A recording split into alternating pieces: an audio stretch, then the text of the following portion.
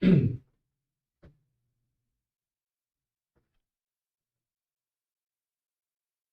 for the pledge.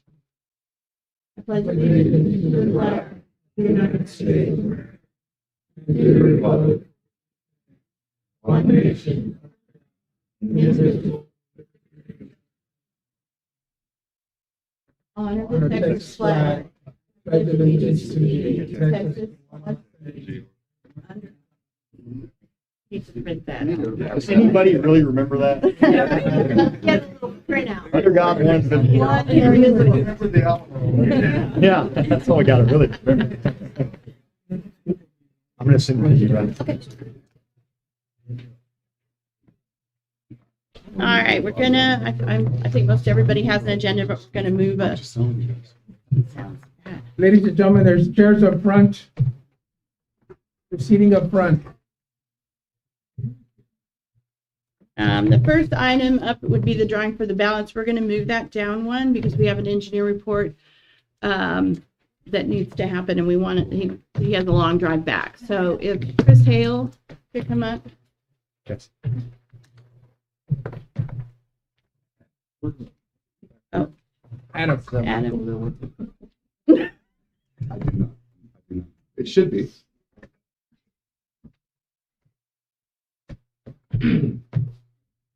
Good morning. Is it working? No. You could project. Is that one? None of them are No, working? this one's Testing, yeah, they're working. always technical difficulty. Okay. Let's try a different port.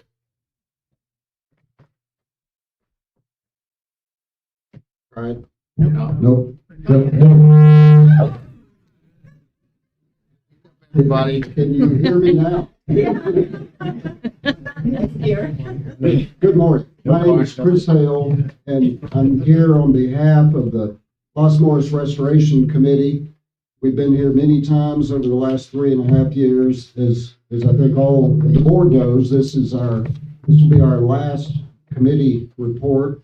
Tim Ward, Russell Knoll, and I, we feel like we have fulfilled the mission that we had signed up for 3.5 years ago. So we are coming to an end, and we're bookending our activities. The engineer that I'm going to turn it over to here in just a moment, I've been referring to him in the last couple of days as our bookends. He was hired 3.5 years ago and did 2 trips to the port to assess things, make recommendations of what needed done. And now on the backside, bookend fashion, we brought him back down to assess and make any recommendations of things that maybe are lingering or things to keep in mind going forward in the future. So I'll introduce him in just a moment. Before you all, I've given you directors copies of the 3.5 year financials. Just a quick little summary. During this time, the Los Morris Restoration Committee, there's been a little over $110,000 put to the project. A little over $80,000 came from foundation grants. Another about $10,000 individual donations. Not quite $7,000 from raffle ticket sales in the Pistols and Saber raffles. Fort Clark Historical Society, $1,000 donation.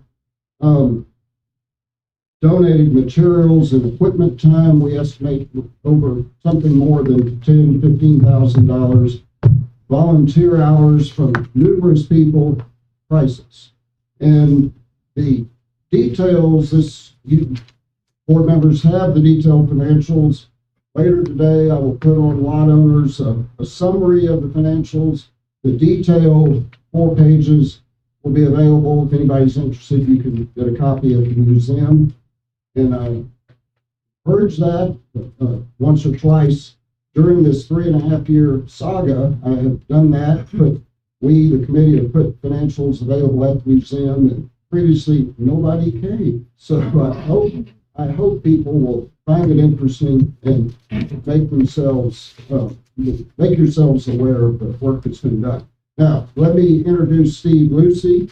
He is the CEO of JQ Engineering. He comes to us from Dallas. It's an engineering firm. He oversees a little over 200 people in 6 offices around the state. Very impressive, but most impressive for us, for our purposes, he came highly recommended to me when the Los Morris Restoration Committee started. I made inquiry to Texas Parks and Wildlife folks and said, who did the engineering work on Balmorhea State Park, the largest spring-fed pool in Texas? And they said, Mr. Lucy, and also he had done work on the Bastrop State Park pool, and he was highly recommended to me by a number of people at parks, and so we hired him, and he came twice in 2020. First time was pro bono because we didn't have money in June of 2020. We had to get out and raise money, but first time he came down was pro bono. And then he came back. Now he's come this 3rd trip, as I said. And so with that, I'll turn it over. Steve, I just want to thank you for your dedication and support to the Los Morris Restoration Committee, and thank you for becoming such a friend to Fort Clark. We appreciate it.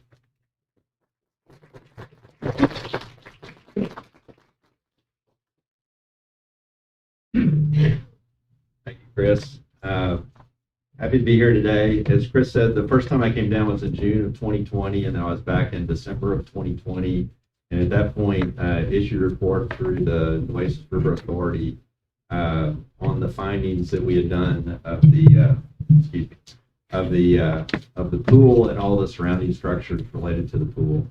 So this time when I came back, it was to look at the exact same items, compare that to the conditions that we found in 2020, and the work that had been done subsequent to that in the last 3 years, and see if there was anything that needed to be potentially considered from a structural, primarily from a structural standpoint, but also some from an operational standpoint of the pool and the site. So the assessment included the swimming pool, a bypass channel on the north side of the pool, the spring pool, the drainage flume on the south side, the general site, and some of the creek walls immediately below the pool structure.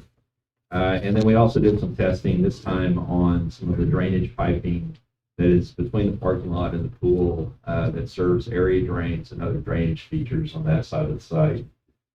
So the main findings that we had this time was in the pool structure itself, and they did drain the pool and clean the pool so we could observe everything, and that was much appreciated. The structural conditions within the pool itself have improved, primarily due to some of the repairs that's been done in the last 3 years. I know there's been some questions related to water seepage through the pool walls or along the base of the walls, and there is some, which is to be expected, but we have not seen any compromise within the pool structure itself. So the pool walls, the pool floor slab, which is independent of the walls, all those are very functional.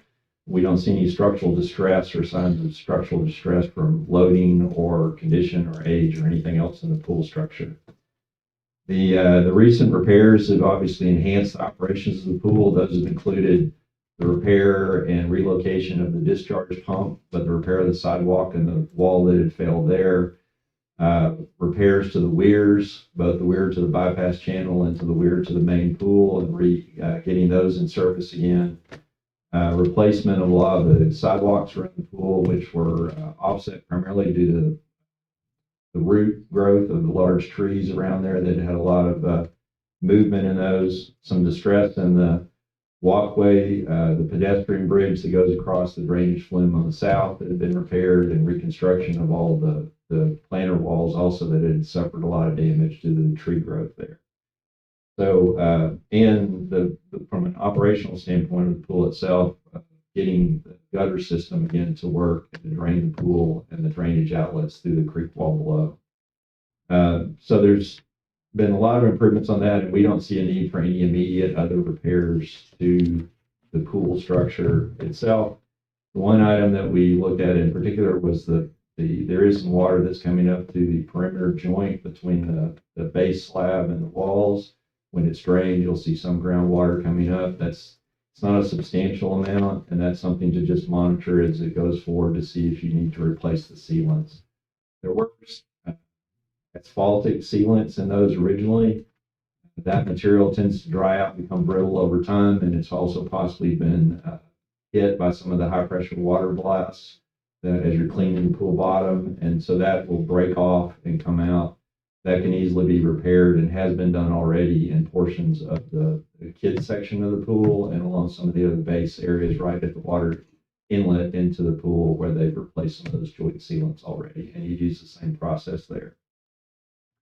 The bypass channel, there hadn't been a lot of work done in the channel itself. The water flow through some of the open joints has been any movement within the line or within the pool bypass channel. The spring walls are all in good condition. Those joints, as I understand it, were repointed when the spring stopped flowing during periods, and they were able to go in and do repairs to the pool walls. The only area should be considered is there is a large depression at the base of the wall near where the oak tree has fallen that's still alive on the north side of the wall. And at some point that may want to have some riprap if you see movement of the lower stone wall that's submerged down within the pool itself. Now on the site, the biggest enhancement on the site was just all the sidewalk rework that has eliminated a lot of the offsets, allowed easier passage for anybody with accessibility issues around the pool. There's still some of the original pool sidewalks, but those have not had those kind of major dislocations that are causing tripping hazards or other things. We did an evaluation this time, which we hadn't done before, of the drain piping in the area between the parking lot and the pool. There's two area drains at the bottom of the primary steps that come down. The one on the north side is not connected. We ran water with a dye in it, and that does not discharge into the drainage flue. So that pipe appears to be it's opened up, and we're not sure where the water's going, but it's not draining from that area. The one on the south side of the stairs is connected, so it is a fully functioning pipe all the way in where it discharges into the drainage flow. The other one is, and this has been every time that I've been here, lots of questions about just the level of water on the site. Given the spring, you're always going to have high water table around that area. It's going to be close or just below the level of the spring of the water level within the spring pool itself. And so that's just not something you're really going to be able to prevent happening, but there are things you can do to understand if there's wet spots or anything that comes up. And you may want to consider doing a topographic survey of the area between the parking lot and the pool, because there are lower areas there that you've seen. And so there's possibility that it may make sense at some point to look at regrading that area to enhance the drainage off of it. If you're starting to get problems with drainage or funding water within that area. And that's generally my findings. I will be doing a summary report that I'll get back to Chris. I'll compare it to the report off the December 2020, and so that'll be an update to identify all the work done and everything else that we talked about today. I have a question. Yeah, is it possible you could give us an estimate of how much more you think we need to put into it as far as amount of work and the amount of money? I think since most of this is going to be from a maintenance standpoint that you may or not incur, it's going to be difficult to do that because it will somewhat depend on the timing that you may want to do that work. The sealant work itself is relatively straightforward, and you can probably budget about $10 a linear foot for that. If you're doing with your own labor, has been done before, it's obviously a lot less than that. The material cost, it's more labor cost than it is material cost to do that work. The other is more optional as it relates to the drainage, and so it's not something that you have to do. It may be something that you just want to do at some point, but it's not. There's not a structural reason to do it or an operational reason to do it. The probably the largest thing that you may encounter will be if there are some sections of the creek wall, the wall along the creek that doesn't form the pool itself, but is near the outfall from the pool. that has been damaged and it's had a lot of movement. And so at some point, if that was to suffer more damage, that's going to probably be your largest expense, is trying to rebuild that wall, because you will potentially lose some of the ground along that creek that actually, is adjacent to the pool, that you'll want to reconstruct that wall just to be able to recreate where the banana plants are right now on that northeast edge corner of the pool. Is that where the drain piping is not fully functional? I think it's functional now. Before, in the 2020, the north side was disconnected from its drain line, and so it just worked its way through the ground and came out in multiple places within the wall. That piping has been reconstructed now so that it comes through the wall, and so there's not the same evidence that we had before, kind of uncontrolled flow through the wall and through cracks in the wall. But that is the area where the damage still is along the creek wall, is in that area. Well, maybe I'm not understanding exactly, but you said you put some dye into one of the drain pipes, and That was the side drain pipe, not the Okay. pool On the drain other pipe. side. okay, the So side- that was, if you're near the parking lot, there's the two area drains, and they come out into the drainage flue Right. on the south side. And that's where we look for the discharge to see if that piping was connected from the drain all the way to the drainage flue. And there's one section that's not connected. So how significant is that? It's not, it's more of just, if you want those drains to actually work, then the piping needs to be restored to get it to drain into that drainage flue. The water's obviously finding its way out. And so I don't think it's a significant issue that y'all are facing right now. It'd strictly be an optional thing if you want to do. Thank you. I'm going to ask the one question everybody asks, and there's been different answers. As far as the pool and the structure, full or empty, are there issues with it being empty for long periods of time? Not necessarily. There's, as it's seen now, you can see water coming up through some of the joints. The pool wall, if you look at the original construction of the pool walls are not dependent upon the floor slab for stability. So they look like a typical retaining wall that was built independent. The water has obviously always been there. There's been multiple periods where it's been down. There's no signs of lateral displacement or rotation of the walls caused by that loading. So I don't think that from my standpoint, there doesn't appear to be any risk related to having the pool at lower level for an extended period of time versus the ground level. Okay. So I think you're already doing that, and there's times obviously when the spring is not functioning, you're not being able to fill the pool. There's still groundwater behind the pool. It's at the surface level because, but it's not that far below grade. And so I haven't seen any evidence that from an operational or structural standpoint that's causing any risk to the pool structure. Thank you for that.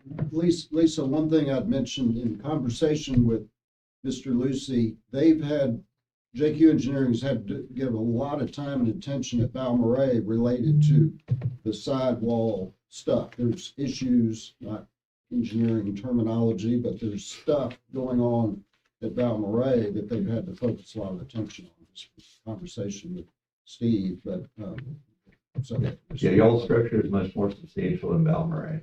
And Balmorhea, for those who don't know, is about a 16 million gallon a day artesian spring versus maximum about 9 million or so here.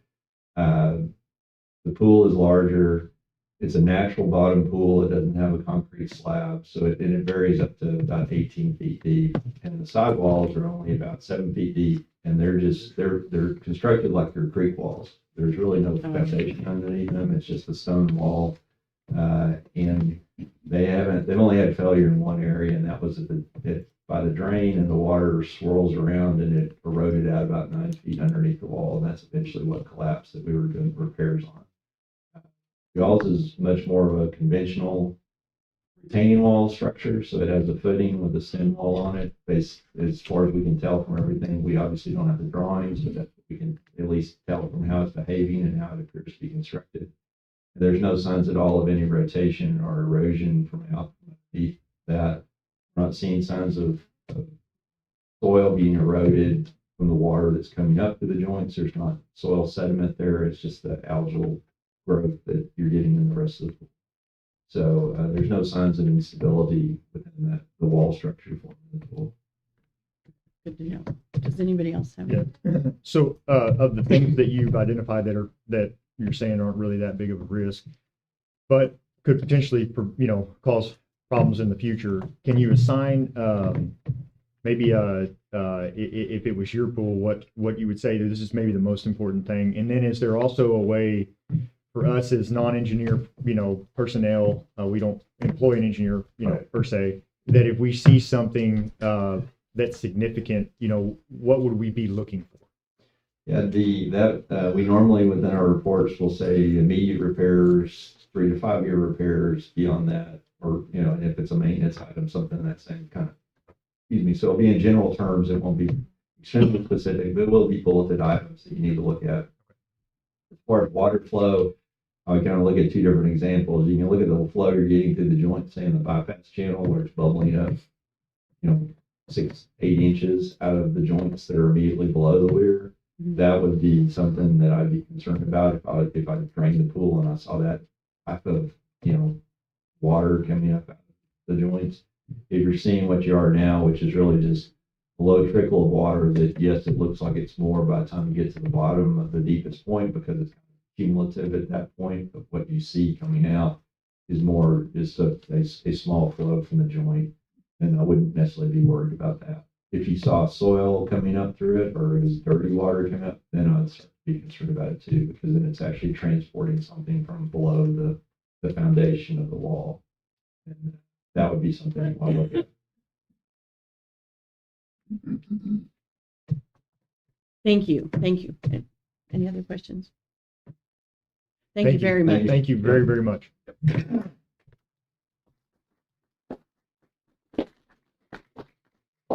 Thank you, Chris, also. Thank you. I want to do a quick shout out to Mr. Chad Newman. He provided a hotspot to be able to stream this meeting today. He has volunteered his equipment for us to use today at no cost to the board. Thank you. Yeah, and also, say something. I'd really like to give a shout out to all the people involved. Chris has been working on this with Russell Knoll, Tim Ward, Helena McBride, and Linda O'Brien for 3 years. And also, the most significant donation to the pool was the T-Mobile Hometown Fund. And that was Travis Huey and Annabelle McNew. And I don't know of any of the parties, so if I'm leaving somebody out, I mean, this is one of the most significant donations and improvements that we've had to this community in a long time. So yeah. Thank you to all of us.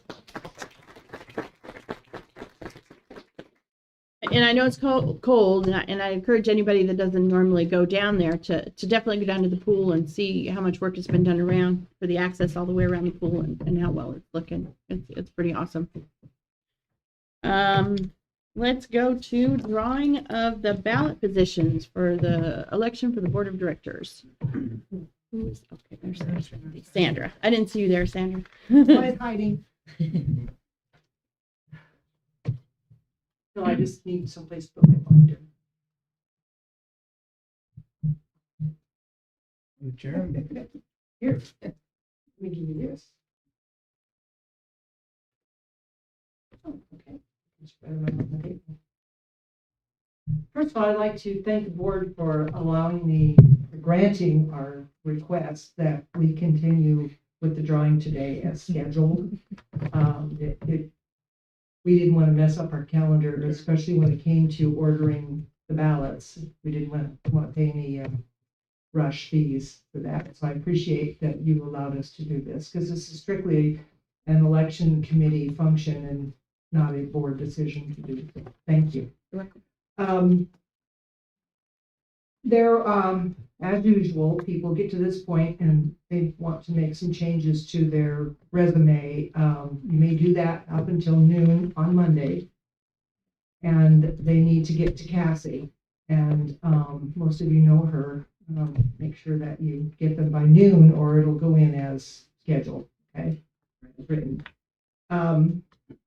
Cassie will also take photos of the candidates today, all 4 of them. And that way we have a consistent photo for everybody instead of submitting your own and then not fitting. We're going to do the drawing in the order of submission of the candidate data sheets. So if you want to line up in this order, Memo, Jason, Thomas, and Christina.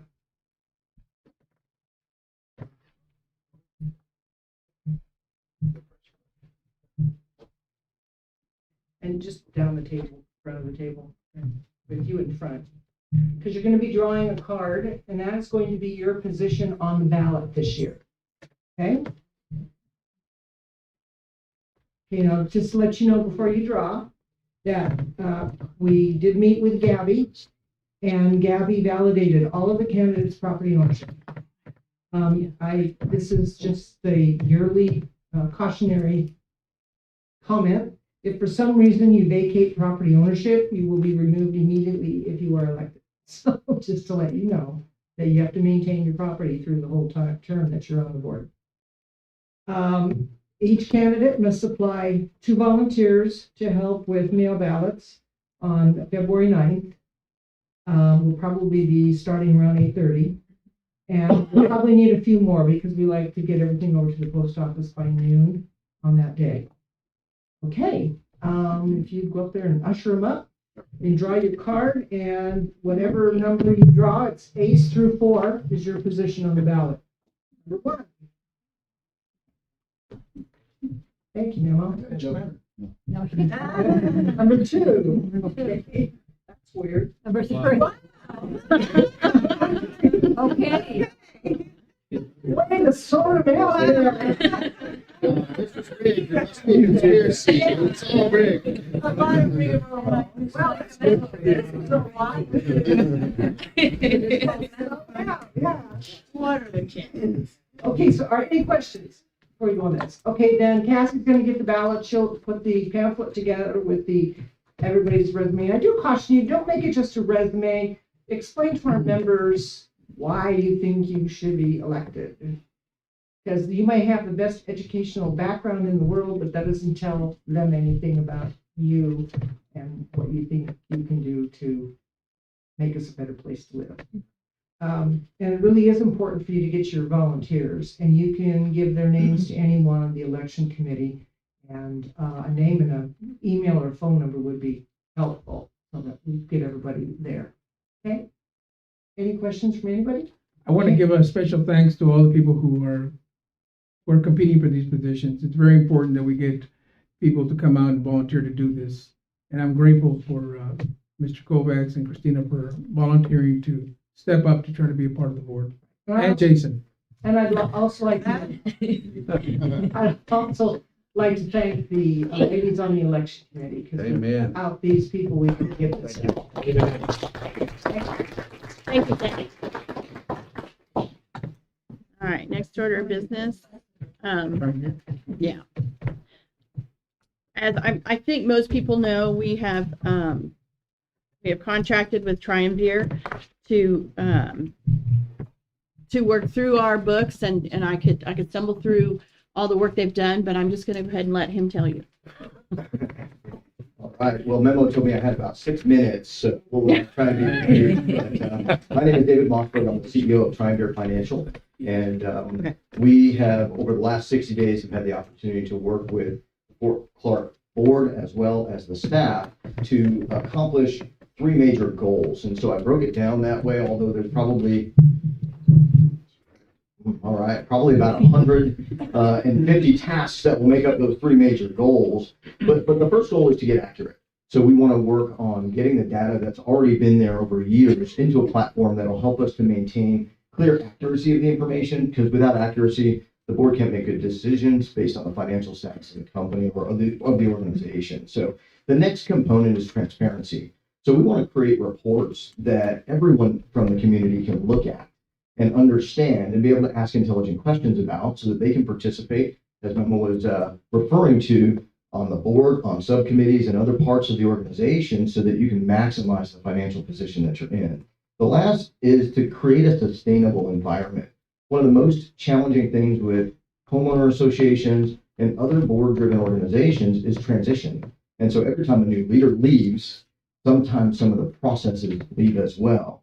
We're also really challenged in the Fort Clark area in Brackettville with a large number of staff that are qualified to do certain components of the work. And so one of the other components that's going to make it more sustainable is to create clear standard operating procedures that will transition from employee to employee, from board member to board member as the board transitions. So in addition to general standard operating procedures for the financial management of the Property Owners Association, we're also working on board transition, standard operating procedures and things of that nature. So when new board members do join the board, they're handed some information that will help with a smooth transition, or when someone moves from one position on the board to another, there's clear documented processes in place for them to pick up and work with, so they're not spending half of their term in a learning curve trying to figure out what was done in the past. And so as we work through that, we have worked to move into another platform, continuing on with the QuickBooks Online platform. And the QuickBooks Online platform was chosen for a few reasons, most of which was portability. It's easy for 70 people to be in it at one time working, or one person to be in it from their home if necessary. And it's very easy to back up the data so that it is easy to transition into others. It's also very good at creating those transparent reports. And so as we build reports with the assistance of the board and the staff, it'll help us to really work on not only general information, but also departmental information, so we can understand the efficiencies of each area of the organization so that we can move forward with that.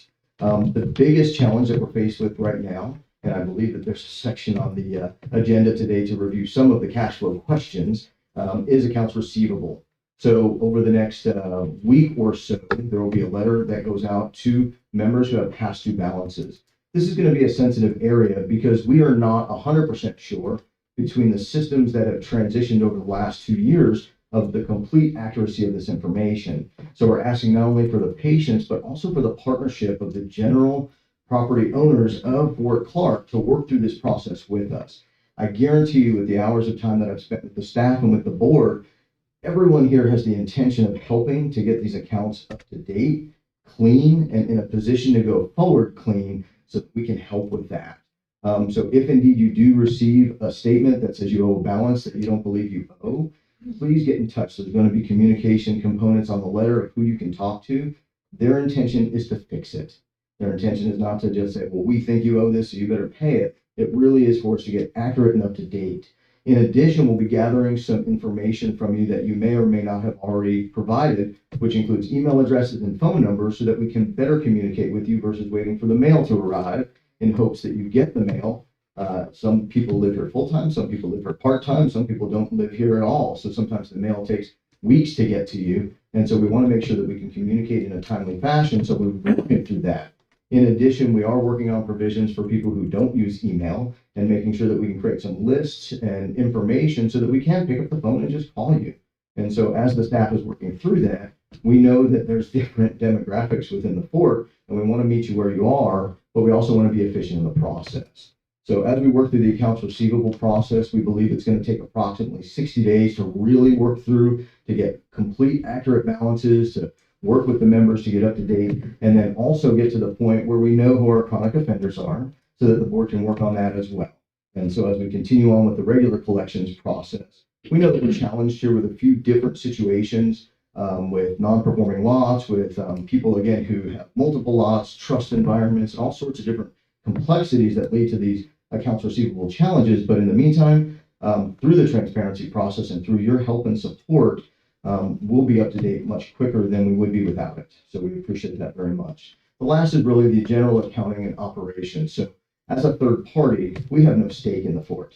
And so ultimately what we're building is the ability to work through things not only in a transparent way, but to be a support to people who have questions about the financial statements of the fort. We help to develop them. And what we've done is we've transitioned from accrual books to cash books.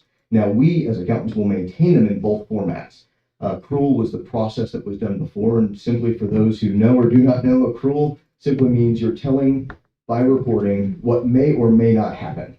In cash books, everything matches to the bank. If it says you've had income of $1 million, there will be $1 million in the bank. And we'll be able to take it right from the process of where we said we received it to where it went into the bank and where it went from there. And so from an audit process as an ongoing part of our engagement, we'll be doing bank reconciliations versus internal staff doing the bank reconciliations. And as I mentioned, we have no stake in that. So if it's right, it's right. If it's not, it's not. And so we will do everything that we can to work with the staff to maintain accuracy and good information so that you as property owners can be provided with this information in a transparent manner. But also if you have questions, you can request from the board to have a meeting. We can be a part of that meeting and we can continuously work with you to make sure that you have the information you need so that you can be productive in the POA. Last thing for us is we've had a great time working with the board and the staff so far. And part of our ongoing engagement is consistent training and being available so the staff doesn't feel like they're left to not really understanding everything. And so not only will we support them with the actual accounting processes, but building those standard operating procedures as well as the software. They won't have to call the software company to get support. They'll be able to call us. We've had a lot of interactions over the last 60 days. It feels like it's been a year or so since we started working together, but it's moved along very fast, and we really appreciate the opportunity. We're very available. Our firm is built for high touch. So when people work with us, as Lisa will tell you, we spend a lot of time with Lisa, but the staff also, when they pick up the phone and call, we answer the phone or we call them back within the same day so that they can get the support they need and they can continuously move on. And so I think that's been a challenge in the past where the staff hasn't had the support that they need, or the technical side of the support at least, to be able to do what they need to do and continuously go. And we're also seeing a great synergy between the teams. So the front staff that's working up in the front offices and the people working in the accounting office and being able to synergize some of their processes is really starting to make a difference. Another thing that we're working on as well is direct accountabilities. So instead of everyone kind of being responsible for everything, we have specific people responsible for specific things. We'll be working on cross training. So if we do have a transition, not only one person knows the information, but it will be one person's responsibility. So if something is wrong, we can go ahead and find out where it came from. And if something's right, we can celebrate that person as well. And so we've broken apart the access levels for the software. And we've also, we're working on finalizing job descriptions and dedicating specific tasks in the accounting process, all the way from the front desk where they receive payments, all the way through to the back offices where they actually process those payments and things. So if the board has any additional questions or the general POA, I'll answer. Do any of you? Hold on. Hold on, yeah. Does anybody on the board have any other? So I'd like to make a comment. While I have not been directly involved with you and your group and on a day-to-day basis like Lisa has, who has been dedicated to helping to get all of these fixes done, I have been along the way kept apprised of progress, things that are happening. And what I'm most impressed with is that not only were you here to help determine how the numbers should be crunched, but the global assessment that was made of the players and their functioning within the system. It has actually allowed us to do a somewhat of a reorganization. And I say that loosely. I don't say that we're reorganizing the whole method of how the staff works, but there are players involved that have been or will be assigned responsibilities that, in my view, have never existed, or if they did, it's been an awful long time ago. Could you comment for our members, without getting too ugly about it, on the condition that existed when Triumvir hit the ground? Working on my kind words. No, really, there are very few organizations that need us that are in perfect shape, right? So when we come into an organization, we have an expectation that there's going to be some things to clean up. The biggest thing that I would say is that it was a broken environment, and that the internal pieces of the environment were not communicating with each other. And so as they're now starting to do that, the speed, I remember, so we've had a half a dozen calls with Memo, Jason, and Lisa, and on the call, Memo Memo's famous question is, so on a scale of 1 to 10, where are we now? Right? So not only seeing how the project's moving along, but the value there and all the things. And I would say that when we walked in, we were really at around a 2. Things were happening, but a great example is the AR process was broken when one employee left. And so there was no person skilled to be able to take it right over. Just so they know, that's the accounts receivable. That's right, the accounts receivable piece. And when that person left, there was no follow-up if a card was expired. Simple things that are normal business transactions, just the ball got dropped because no one knew that person was supposed to do that. Yeah. It wasn't that complicated to do it, but if no one knew that it had to be done and it wasn't assigned to anyone. So those are some of the pieces that as we put them back together are really helping to clean it up much better. So I think the other component is the previous system that was managing accounting, known as the Black system, is a very antiquated system and unfortunately very slow to use and challenging to extract data from. Jason helped us to extract some lists right early on our first visit to establish kind of how messy it was and how many accounts there were, how many memberships there were, how far back the history goes, and those pieces of information. So it was pretty messy. At this point, to Memo's question, I would say we're probably at about a 7.5, 8. We're probably at a 9 on our first mission of accuracy, 9.5.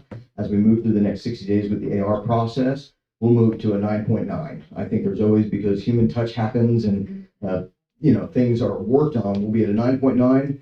And that at the end of every cycle, every month, we'll move to a 10 after reconciliation's done.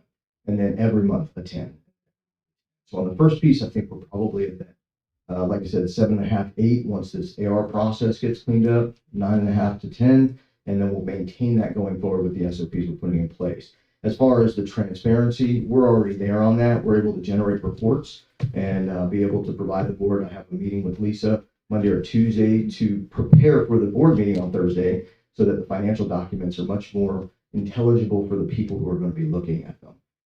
And so you're not bogged down with the inner workings of accounting science, but actually information that's going to help you make decisions. The last piece on the sustainability, that was the most broken. So because, like, as you mentioned already, Tony, there were no SOPs in place. There's a few, and in fact, I remember when we first met with Gracie, there was a binder somewhere that was handed to her, when she arrived, but no one to instruct her on where to find information in that binder. And the binder was pretty outdated from old systems.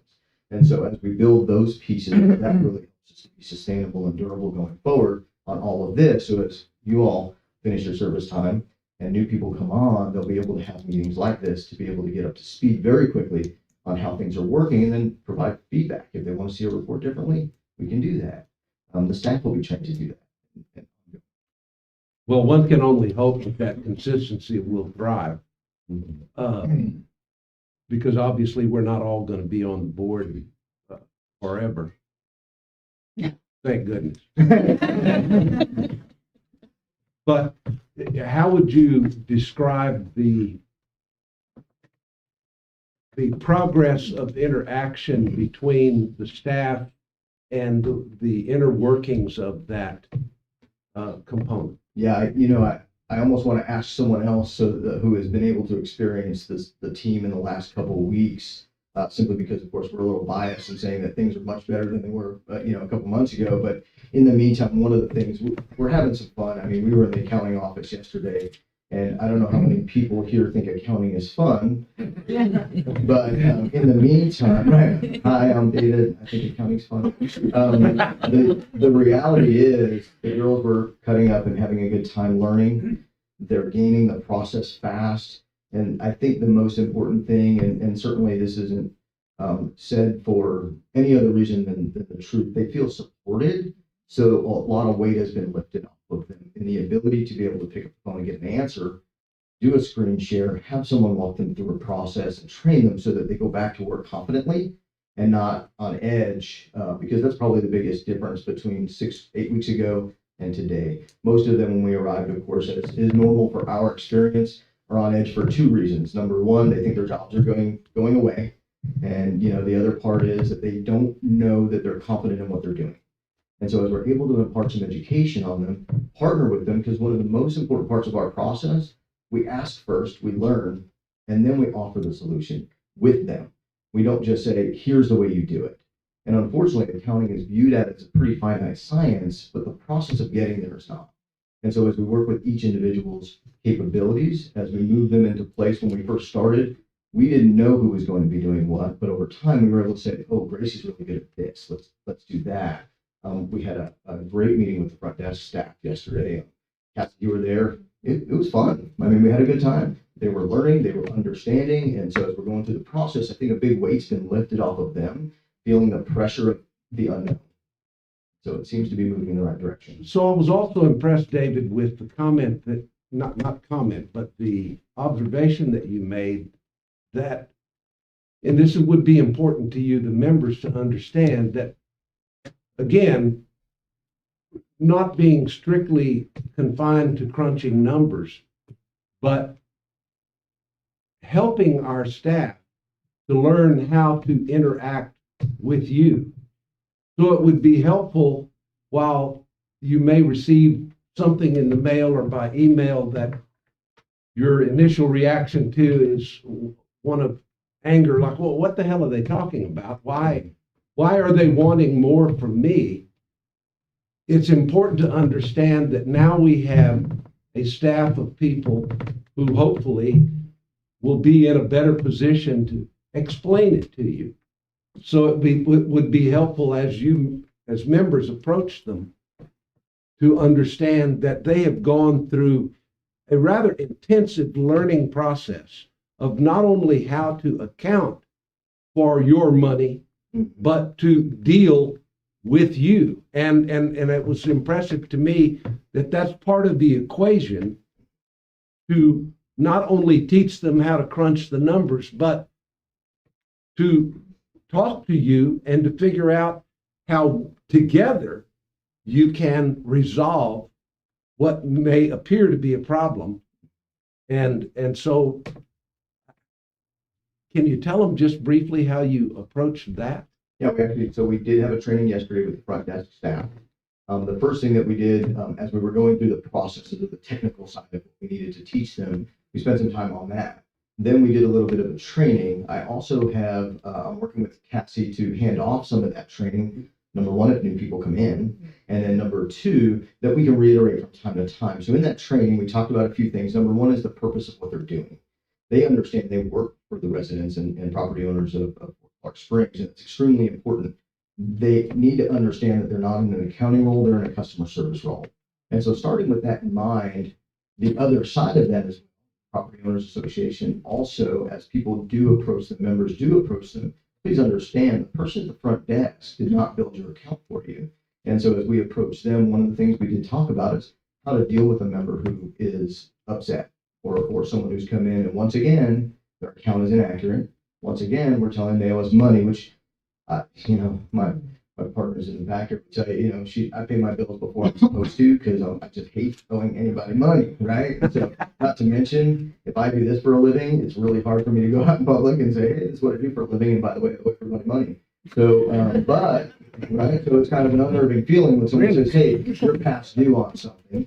And so it frustrates me as well. And so this is what we're dealing with. And so we also built an escalation process. Some of the front desk staff is really not tooled to deal with, number one, the depth of accounting, but also to deal with angry members who, someone like Cassie, we're laughing with Cassie because she's going to end up with some of these folks. But, when someone's really irate or frustrated, the front desk is not the place to handle that. And so we want the members to be able to go into a private environment, be able to be even higher touch, because Cassie's going to be trained at a higher level than the front desk staff. She's also going to have access that the front desk staff doesn't have. And so her, as well as Gabby, are going to be working together to make sure that late fee processes are in place and they know what they can do and what they can't do without board approval. And so that we're really working through a process that makes sense. So it was fun because we did, we joked about some of the experiences that we've all had in life where that goes. We also talked about what makes us frustrated so that we understand when a member comes in, it's frustrating sometimes. And so that they have a right to come in and have a frustrated edge. But there's a way to handle that. So we had a good time. We will continuously do that over time, not only with this scenario, but with others throughout the fort, so that all areas can continuously work on.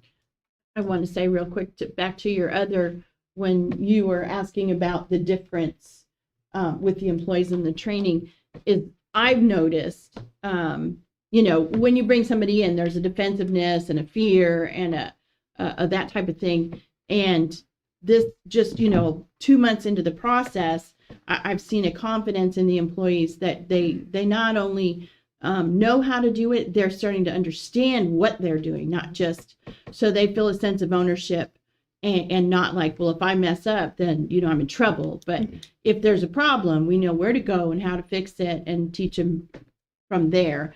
And I've seen a huge difference between their interaction with each other. It's been a war between this department, that department, and now they're all working together. And that's a huge difference within the last 2 months, which is exciting to see. Anyway, okay. Mr. Ray, have a question? Mr. Ray? You come forward, please. We would appreciate it if everyone would come up to the mic so that, because we are streaming, please identify yourself. Tim Race, member of the year last year. Of course. I just want to thank you guys for bringing this fellow in. Very impressed with what he's presented. I worked on the books list. You probably know my name anyway. I was trying to push the board for the last 5 years to do something.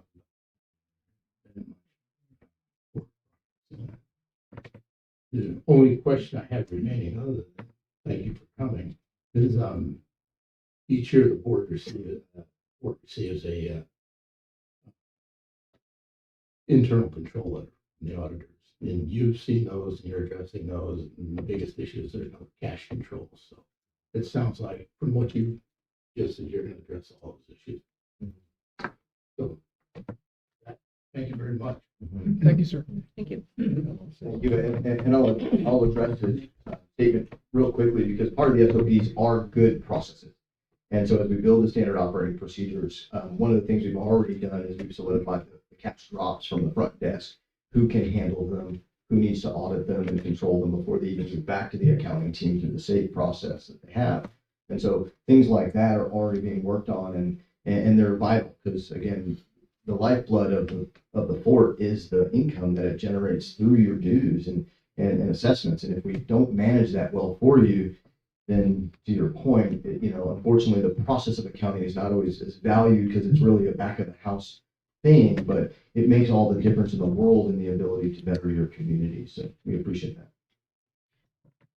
I'd just like to say that I'm glad Mr. Race is here, because we've been involved in this process to a certain extent for about a year, and they were for all of you that don't know, Chris Race and Mrs. Race, Chris Race and Mr. Race have spent countless hours trying to help genuinely as volunteers for the association to clean the books and to try to make something work. Okay, and it's taken Triumvir to come in here filling a very specific niche to fix this situation. But they were really handed almost an impossible task. And I mean, it's just very clear, that everybody really worked their tail off to try to get something done. But I think your presentation highlights that it's really easy. And for me, I'm not an accountant. For me, it's like, okay, it's not that hard, whatever. It's just this circle that we stay in. But it's really much more complicated than that, because you do have all the standard operating procedures, and you have a big group of people that make this place work. So kudos to the Races for doing what they did. They were handed just probably an impassable bridge, and thank you all for coming in here and helping. It's awesome to see. Thank you. We appreciate the opportunity for sure. Thank you, David.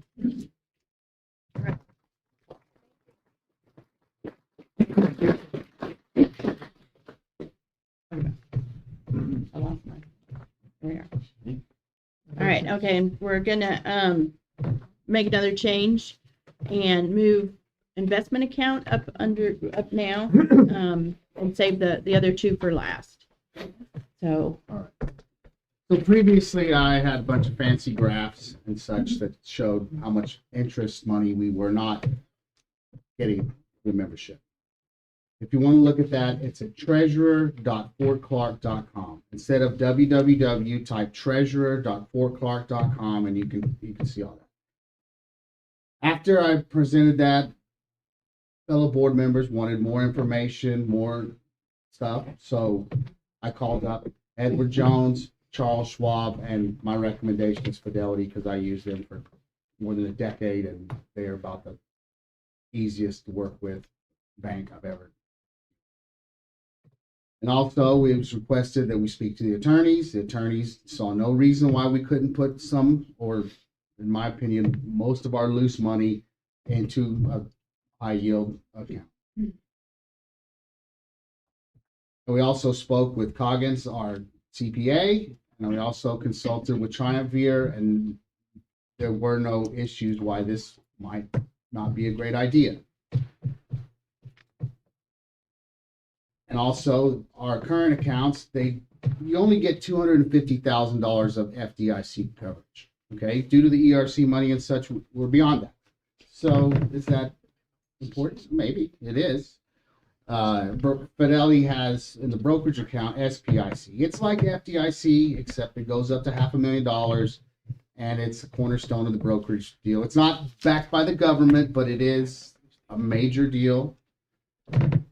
And I just want, do you guys have money in the bank? If you had $500,000, would you be getting 0 APR on it? So does anybody have any questions about what I'm saying about putting our money into a brokerage account? It's basically, the thing maintains $1 value and has not failed to do that since the 90s. Charles Schwab has a similar operation. The money's liquid. It's not like you have to buy a money market share and then ask them to liquidate it for you, move things back and forth. It's basically like a normal bank account, except they're paying 5% right now. Based on what we're getting now is, for the mass majority, 0. And that adds up to, by my calculations, $3,500 a month that we could be using to repair buildings, move out junked out mobile homes. I don't know. There's a lot of problems, things that could be used for. So I just want to give opportunity. Does anyone have any questions on? Yes, sir.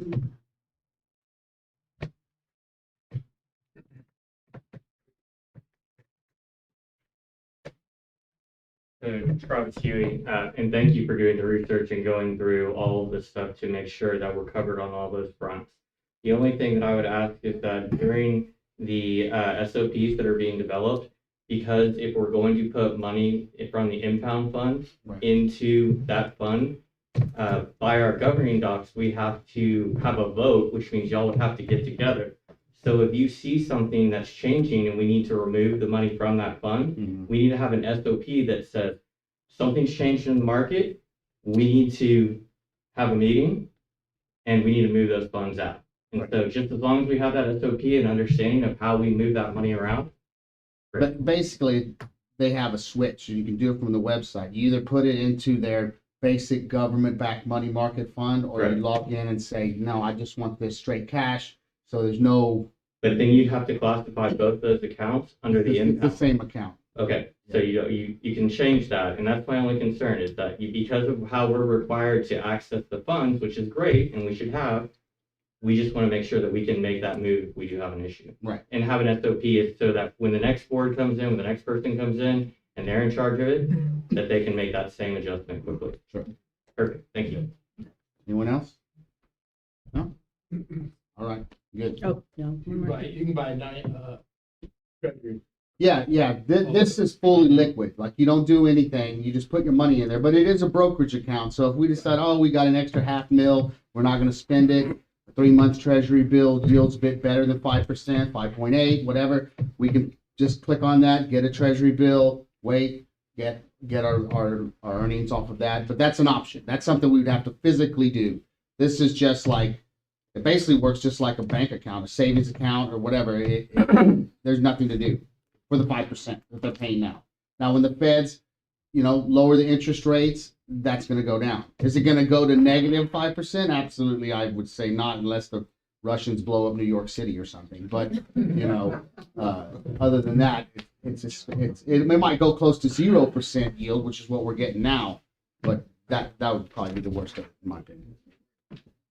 Anyone else? Is there any reason we can't have someone from Fidelity, a representative of Fidelity, come make a presentation to the board or provide information regarding the investment process and what they offer? Coming here is probably unlikely, but we could do a voice call, a video call, or whatnot. It makes the answer the phone 24 hours a day, so we could get them on there. And they've also assigned us a rep to answer our questions, but we just haven't organized that time for us all to get. Well, that's what I'm talking about. I'm not naive to think somebody from Fidelity is going to drive to Brackettville to make that Right. presentation. Yeah.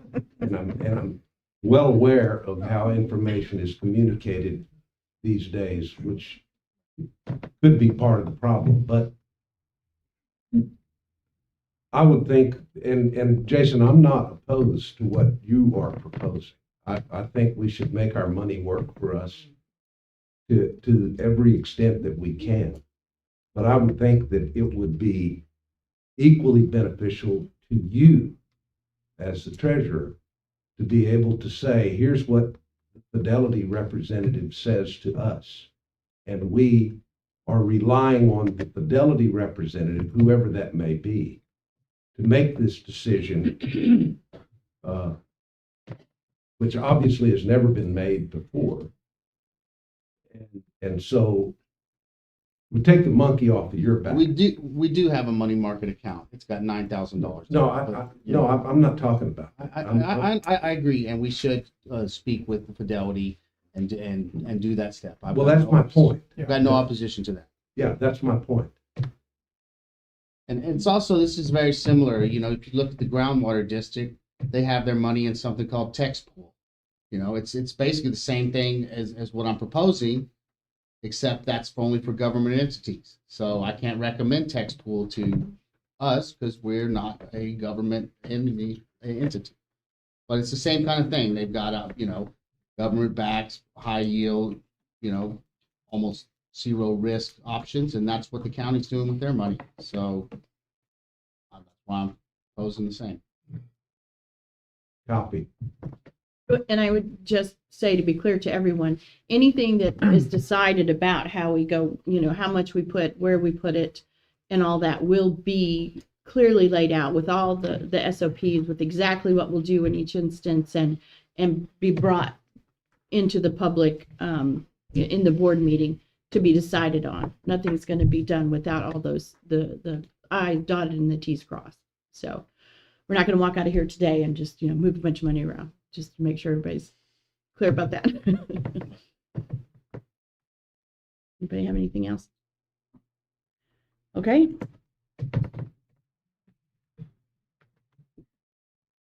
Memo? Good morning again, everyone. In regards to the recent, I'm sure many of y'all are here due to the continual graffiti posted on lot owners on Facebook. There's a lot of serious allegations being made, and we're going to have answers for y'all. We're going to answer to the best of our ability. We're now at the right place and at the right time to respond to these allegations. This is the place to do it, and this is why we're going to make our presentation.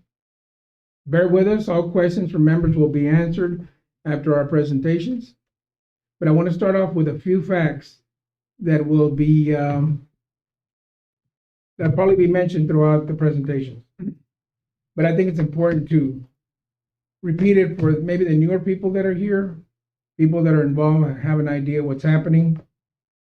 So first of all, I'd like to state that myself and my fellow directors were all volunteers. It's important for everyone to understand that. We're stakeholders. I own property. Jason owns about 10 properties. John owns five, 6, or 7 properties. He owns property. She owns property. We are all on the same page to bring up Fort Park, not to bring it down. we are definitely stakeholders. Now, Tony is a retired district attorney. He continues to work as an assistant county attorney here for Kinney County. He's up in he has a clear understanding of allegations and prosecuting people and people that are convicted. I'm a retired federal probation officer. I spent 25 and a half years with the federal government. I worked in federal courts in Del Rio, Laredo, Waco. I dealt with many federal courts, judges. So I'm familiar with the processes as well. John's a businessman. He's self-employed. He's self-employed and he has to make money. He knows what he's doing. He's a smart man. He's not in the business to lose money. Jason had his own business. He's retired self-employed. He had his own computer business in Houston for numerous years. He understands profit and loss. Lisa owned a restaurant. She has a vast amount of bookkeeping experience. So it's important for you all to know a little bit more about our backgrounds and understand where we're coming from. Now, going down memory lane. In March, things evolved. In March of 23, many things evolved from that point to where we are now. At the annual members meeting, we had election results. Mr. John Wiley won the race. Ms. Linda O'Brien did not win. And during that meeting, our president, Travis Huey, quit. He quit being the president of the board. At that moment, Ms. Linda O'Brien was elevated to take his spot. At that point, we had a full board and a general manager. Fast forward to May 2023, Mr. Peterson, for various reasons, felt very dissatisfied being where he was at. He left publicly in a public meeting, walked out of here, just quit. No notice, no nothing. I'm out of here. Shortly thereafter, our board member, Ms. Chris Race, quit the board, followed by Linda O'Brien, quit.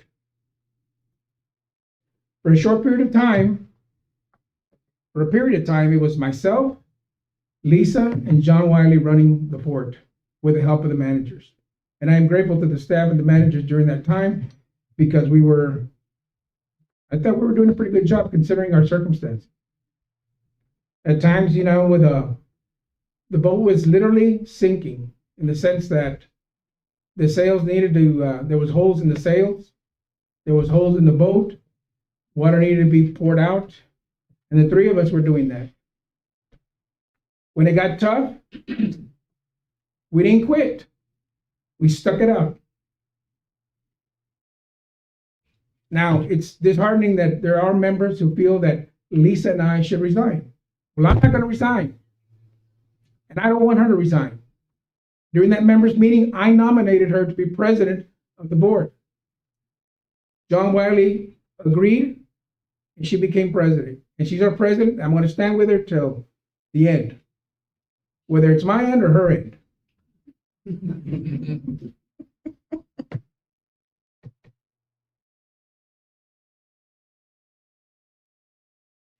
Lisa has admitted to me numerous times that she's not perfect. Well, none of us are perfect. There's not a perfect system. And she has done the very best she can. As the director, she has been consistently informing us of what's going on, advising us, asking for counsel, requesting votes. Nothing has been happening in the dark or a smoke-filled room. And the personalities on this board are quite unique. We definitely all don't think alike. And sometimes we probably get upset with one another. We hash it out, we shake hands, and we walk out of the room, and that's the end of it. There's no quitting, there's no crying. Well, a little crying sometimes. Not for me anyway.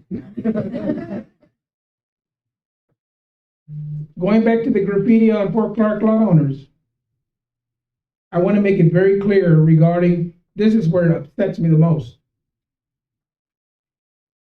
this call out of her family, her children that are working for the fort. Yeah, they're working for the fort. Daniel's been the bartender for numerous years for Fort Clark Springs and Dickman Hall before she became a board member, before she became the president of the board. Megan is currently the manager of the pro shop. The young woman that was there as the manager urged us to promote her because she thought she was the best qualified person for that position. And she was promoted without Lisa Vale's vote or input.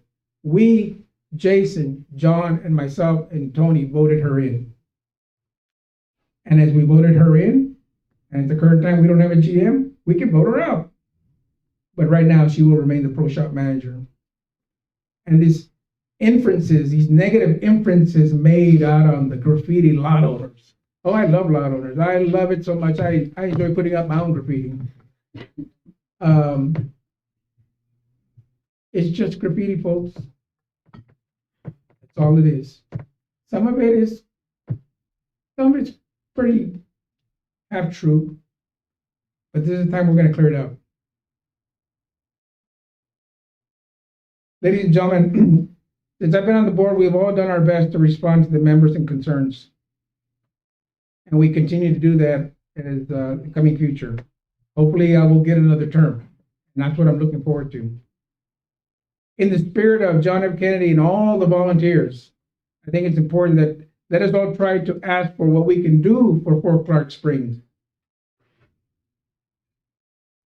Can do for Fort Clark Springs, but ask not what you can do for, sorry. Let's all try not to ask for Fort Clark Springs can do for you. Ask what you can do for Fort Clark Springs. Thank you. Thank you, Memo. Question. What caused the leak? Was that fixed? Yes, sir. It is fixed, and we are floating, and we're moving ahead. The sales is What were those issues that were fixed? We'll address. We'll address all of those. it's coming. Yeah. Well, my comment to that is years of neglect. Okay. Whether it was due to ignorance or malfeasance, I'm not here to say.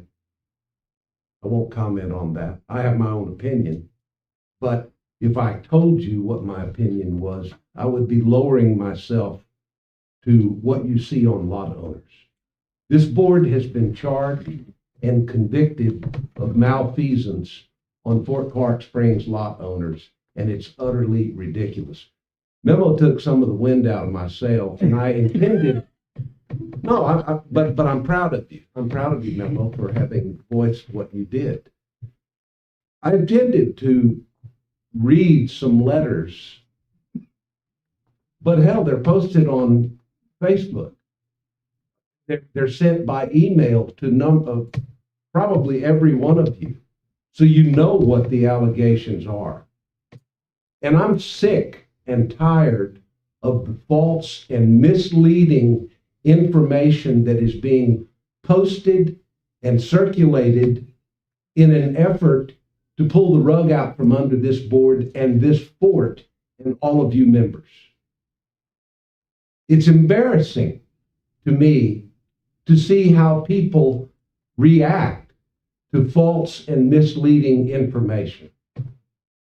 The vast majority of you are wonderful people. You understand what is going on here.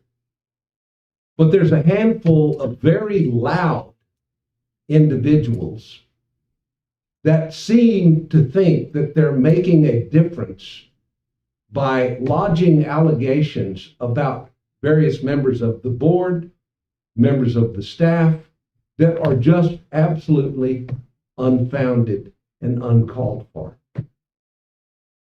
You know, I'm old enough to say that social media has ruined the way I feel about doing business. Social media has ruined it because it provides an outlet for those individuals who want to scream and shout misleading information and then hide behind the Facebook page. hide behind whatever social media page they're utilizing. And it's so unsettling to me to see others react to it and in support of it who have even less information than those that are posting that information. But prior to doing this and working the job that I have, I was a politician for almost 20 years. So I get it. That's how you do. That's how you persuade people, is you use false and misleading information in a manner that makes it seem tenable, that makes it seem true. But it's a sad, sad day, folks, that this board, and I'm not going to include myself in this assessment, but this board has done more for this fort than any board in the last 20 years. I'm extremely proud of the work that Tromberry has brought and done for the fort. I think we're on the right track. And all of those concerns that are veiled in the allegations will be fixed. I'm confident of that. I'm thrilled to see the way our staff is reacting to what is happening here, because they're the lifeblood of how this fort runs and how all of you members are treated. I could stay on this soapbox for hours. But I know John and Lisa have worked extremely hard, and Jason and Memo too, to arrive at providing information to you that could settle this once and for all. And I would urge you to consider that before you convict anyone based on some comment or post that you see on lot owners or any other social media forum, ask the horse what is going on. Ask the people that are truly responsible, not those that decide they need to say something in critical of the ones that are trying to help. We are dedicated. We will continue to be dedicated. We, as stakeholders, we want nothing but the best for this fort. Thank you, Tony. Now it's John's turn. Okay, I'm gonna need everybody to take a deep breath. There's two more things on the agenda, and that's member concerns for less cash deposits and threat of litigation. I'm gonna go through both of those.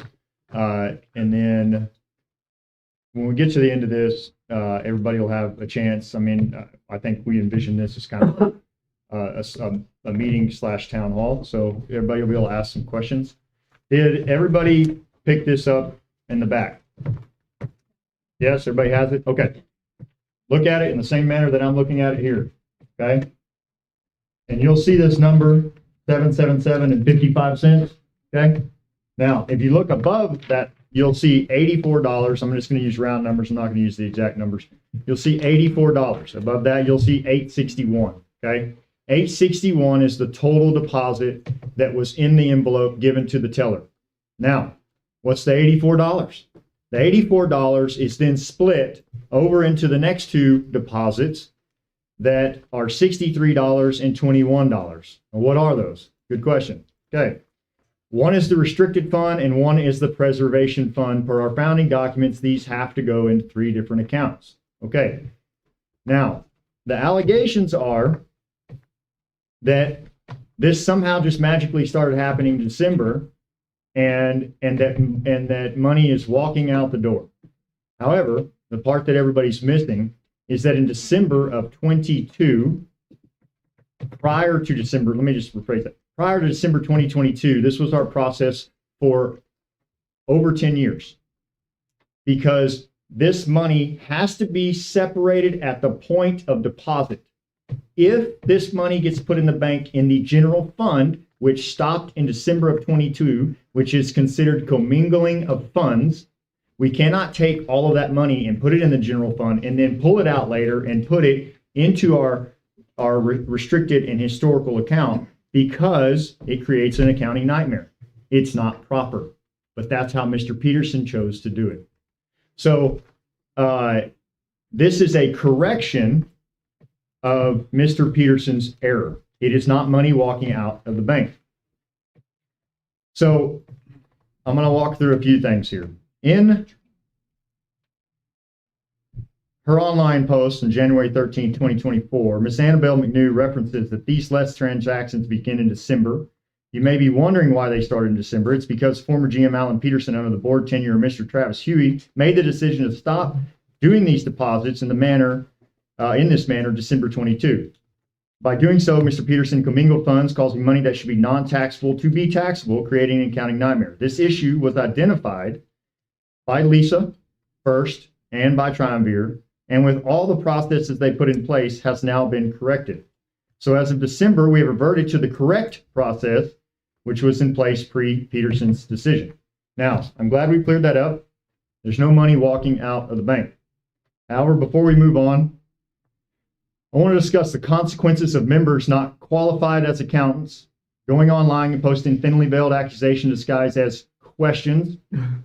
And I quote the same post by Mrs. Annabelle McNew, in other words, if someone took payments collected in the office to the bank 27 times in December and 19 times, they were given less cash out for those deposits totaling $4,400 and didn't provide a name or a signature on the deposit slip for less cash received, would members be concerned, end quote.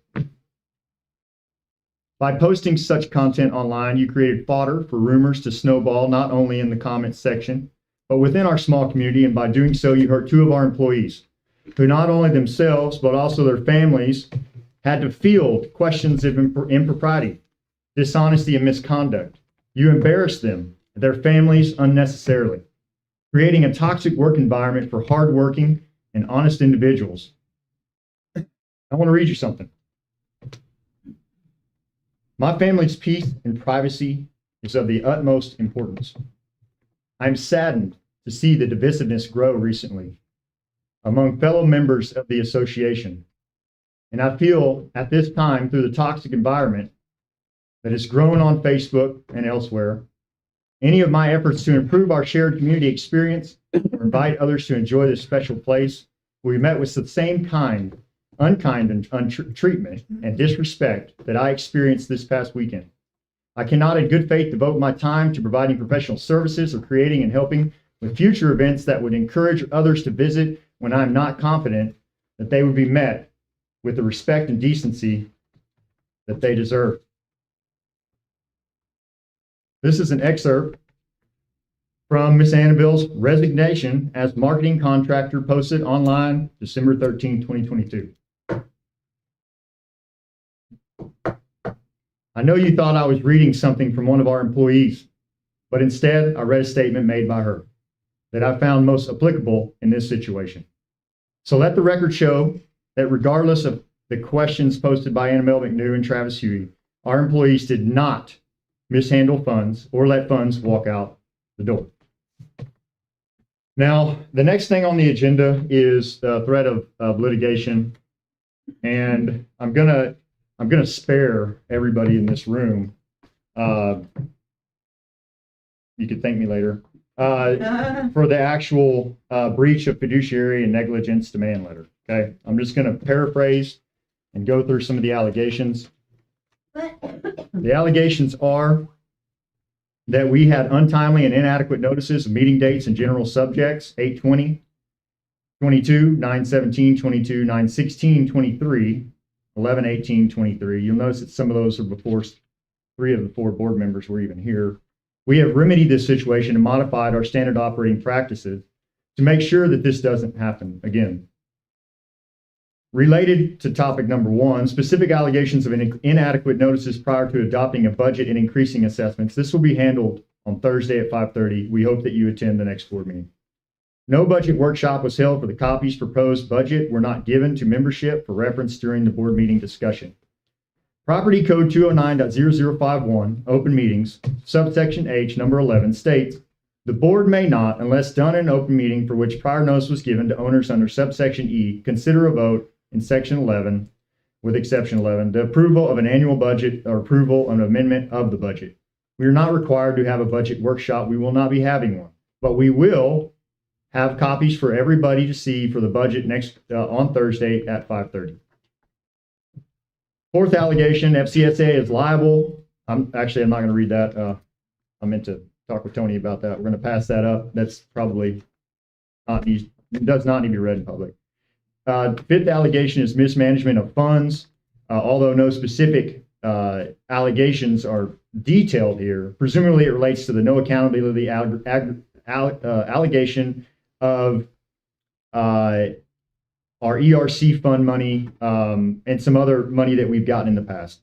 There's been no mismanagement of funds, and we would argue, and some of the employees would probably agree, that the ability to spend money has not been this restricted at any time in recent history as it is today. So just everybody needs to understand that. We have restricted the funds to where if $100, over $100 goes out, it has to be talked about with some or all of us, okay? That's extremely restrictive. So your money is being monitored, okay? Next, I'd like to, the next allegation is nepotism. Nepotism due to Vail acting as GM while her children are employees. Further, it's alleged to be additionally wrong that her son went from part-time hourly to salaried and daughter promoted to managerial position. Memos already addressed some of this, but I'd like to just go through my process here. Nepotism is defined by Cambridge Dictionary as the act of using your power to influence to get good jobs or unfair advantages for members of your own family. Lisa, did you hire your children to work for FCSA? No, Does Daniel Swain work on salary? no, Does he work full time? no, Has he ever clocked more than 70 hours in 2 weeks? no. Were you That I know involved? Yeah, I asked him that. The answer is no. Were you involved in the promotion of Megan to the golf course manager? No. Seventh allegation, no accountability has been provided to membership for the $700,000 employee retention credit and the $8,000 insurance dividend. I don't know if everybody remembers the insurance dividend. That's for us having no claims last year. In June of 2023, the ERC money was announced to be received and was presented by Julie Moreno, Executive Secretary.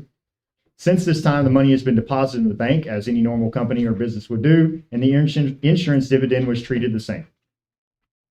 Eighth allegation, accountability for how the $20,000 tourism grant was to be used according to the grant application. Was it claimed by the comptroller for sales tax delinquency?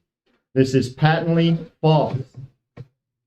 I spoke with Michael from the Texas Sales Office, Comptroller's Office, on Tuesday. He informed me we were not behind or delinquent on any fronts for the association or Lost Moors Corporation, nor was there any record of us being behind. He also stated that after reaching out to another department, there have been many calls about governor's grants not being received, although did not know the specific reason. We're working on that. He sent me a contact for the whole department and accounts payable department to see if we could get more information. I reached out to those departments. I'm waiting on a response. The lady that I reached out to is Stacy Krause. And I want to elaborate on this a little bit because I think it would be really easy. I'm learning way more than I want to know. But if the state owes you money, it is not the policy of the state to say, you owe us money, we'll take this and put it over here in this account, okay? What the state requires that you do is if you had we're going to go to the exact dollar. If you had $6,000 you owed them and they were going to give you a grant for $6,000, they're not going to give you the grant. They're going to say, pay us the $6,000 you owe us and we'll give you the grant. Now I would assume that $6,000 being pulled over, and this is what I'm being told by the Texas Comptroller's Office, okay? And other people have attempted to call the Comptroller's Office. They do not have access because you don't have the numbers to the accounts. I do. I'm verified and I'm able to get the information at a much deeper level than a member calling the Comptroller's Office. So the process that's described of the state taking that money after talking to the Comptroller's Office said, that's not our policy. That's not the way it works. So we don't know where the money is. it's $6,280 or something like that. We don't know where it is. But neither does the state currently, or we just haven't gotten to the right person. But we will get to the right person and figure it out.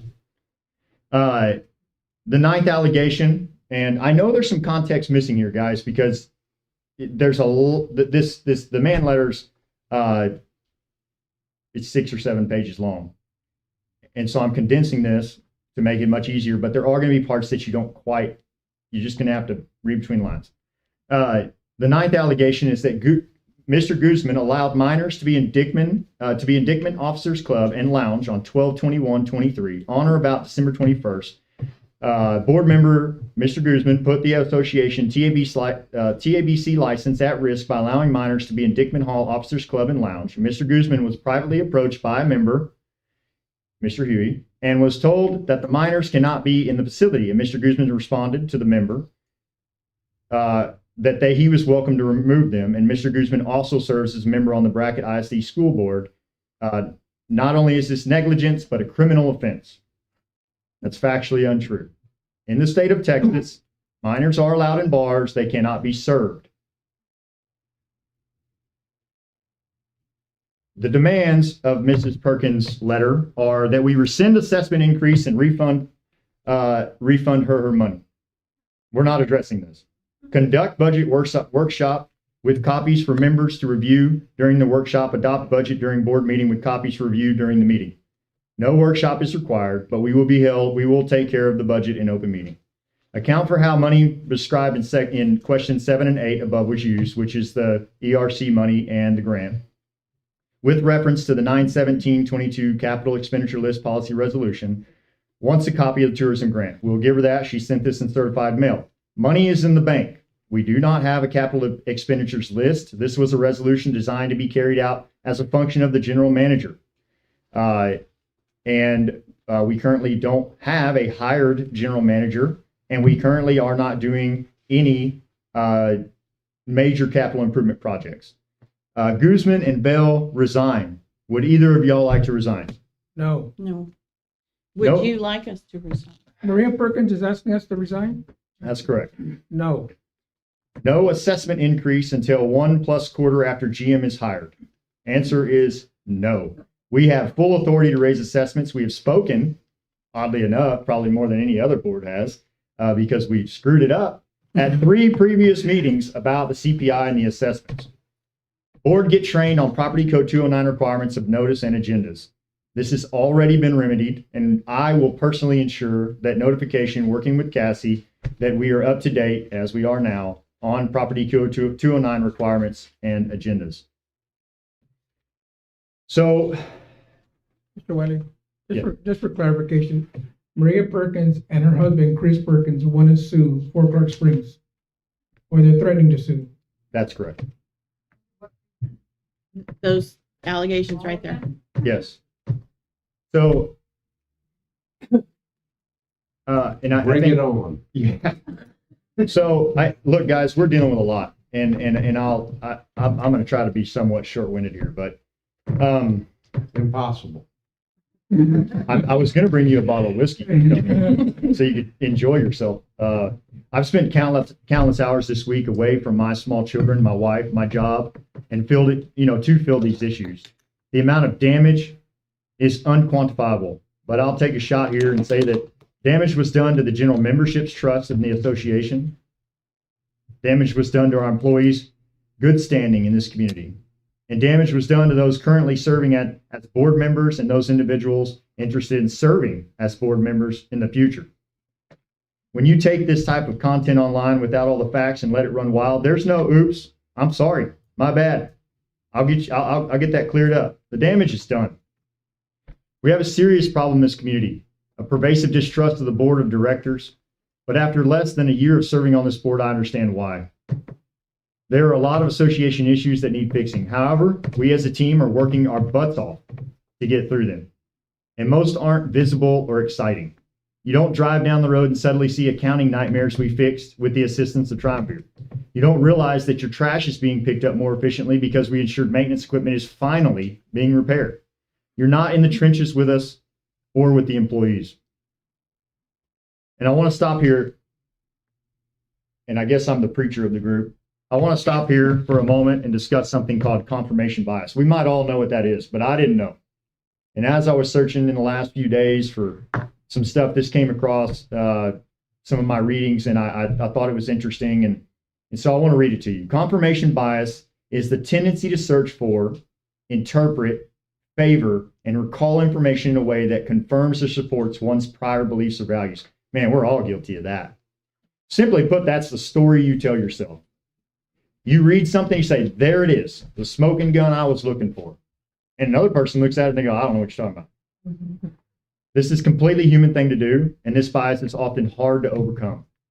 However, it can be overcome through awareness, searching for all the facts, and critical thinking.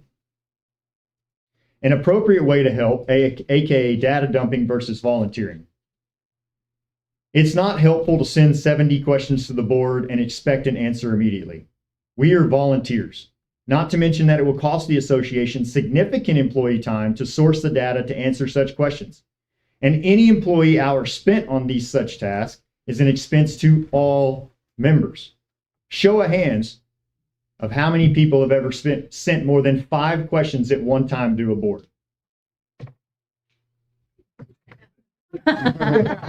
Thank you, Sandy. Yeah, Sandy. Thank you, Sandy. 3, 4, okay?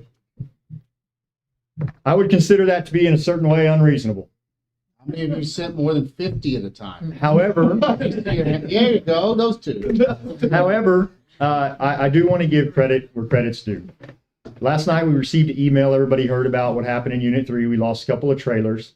Thank God nobody was hurt other than Philip. He got a nail through his foot. After he told me that and I got done laughing, he got a tetanus shot. So he's a good sport. Other than that, it was the response was successful. Nobody got hurt. We're very thankful for that. Is Maria going to write him a lawsuit demand? Maybe. But Annabelle sent us a letter. And in that letter, she says, the first couple paragraphs of the letter, now I will always, Miss Annabelle McNew reached out to the board yesterday and offered to volunteer stating, if y'all would like to consider bids for the demo and cleanup of fcsa lots, I'm happy to connect you to facilitate getting a bid from DKM Enterprises and can reach out to get others as well. If there is an RFP, request for proposal, or if someone can give me any info on the number of lots and locations, I can research and put a draft together for your approval.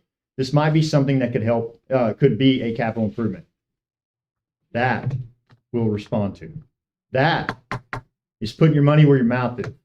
That is what Helena McBride's been doing for years. That's what Mr. Hale just got done doing. That's what Sandy's been doing for X amount of years. That's what Max is currently doing. Contrasting this with some of the other items referenced today, there's an obvious difference in demanding responses and offering to help. If you want to ensure that the associate, I've preached on this. If you want to ensure that the association is well managed, if you want to steer the direction of the association, I encourage you to first and foremost run for the board of directors. The board of directors ensures that FCSA is well managed. There's a democratic process that is followed to elect members to the board. If you are sitting in the audience thinking this job isn't so glamorous after all, you're welcome to provide your suggestions and concerns to the community council, as is the appropriate process. But aside from that, every board member up here has made themselves available, approachable, to include phone calls, in-person conversations, and emails. But let me be clear. If at the minimum, every member in this room emailed the board their version of how the association should be managed, we could not possibly implement all 50 plus plans. If you want to be the one helping make the decisions, run for the board. Lastly, I want to kind of give a shout out to volunteers, and I want to give a shout out to the board and our progress. I am sick and tired of hearing the term thankless job. I'm tired of it. It's a decision. We all up here do not fight in front of y'all because we want to protect y'all. We want to respect each other enough that you only see the best of us. And we do sometimes turn this into an MMA back here, okay? But at the end of the day, we have enough respect for each other to sit out here and not fight, and to be friends, and to be a part of a team. And to be honest with you, if you want to call for Lisa's resignation, you're calling for all of our resignations. Absolutely. And I want to highlight the so many things that get left behind here, the excellence of our volunteers, because you don't have to recreate the road to understanding what exceptionalism is. You just have to look around. We've had some pretty good run-ins with Sandy Hagan, but you know what her response was when we said, "Will you do the election?" "You damn right I'll do it." Because that's who she is. That's a volunteer. Max works for probably less than any other employee by 75% reduced salary by any other employee for the fort. And look at what he has done to the golf course. Anybody that plays golf can recognize how he has volunteered for this association. I think we all love Helena McBride. What an impact that woman has had on this association. Amen. I mean, By herself. thick and thin, by herself. Hey, the board's not going to give me any money. We don't have any money, but I'm going to go find it for myself and I'm going to get it done. I mean, if there was ever an angel on the face of this earth, it's her. And you have great volunteers like Tim Ward that have moved equipment around so that maintenance can get, so we get a backhoe fixed, just constantly helping the association. You don't have to look to understand what it means to help. And to be honest with you, none of those people post on Facebook. Now that I'm looking at my list, they don't post on Facebook. They just do. They help. They offer to help. And I'm very proud of them. I'm proud to know them.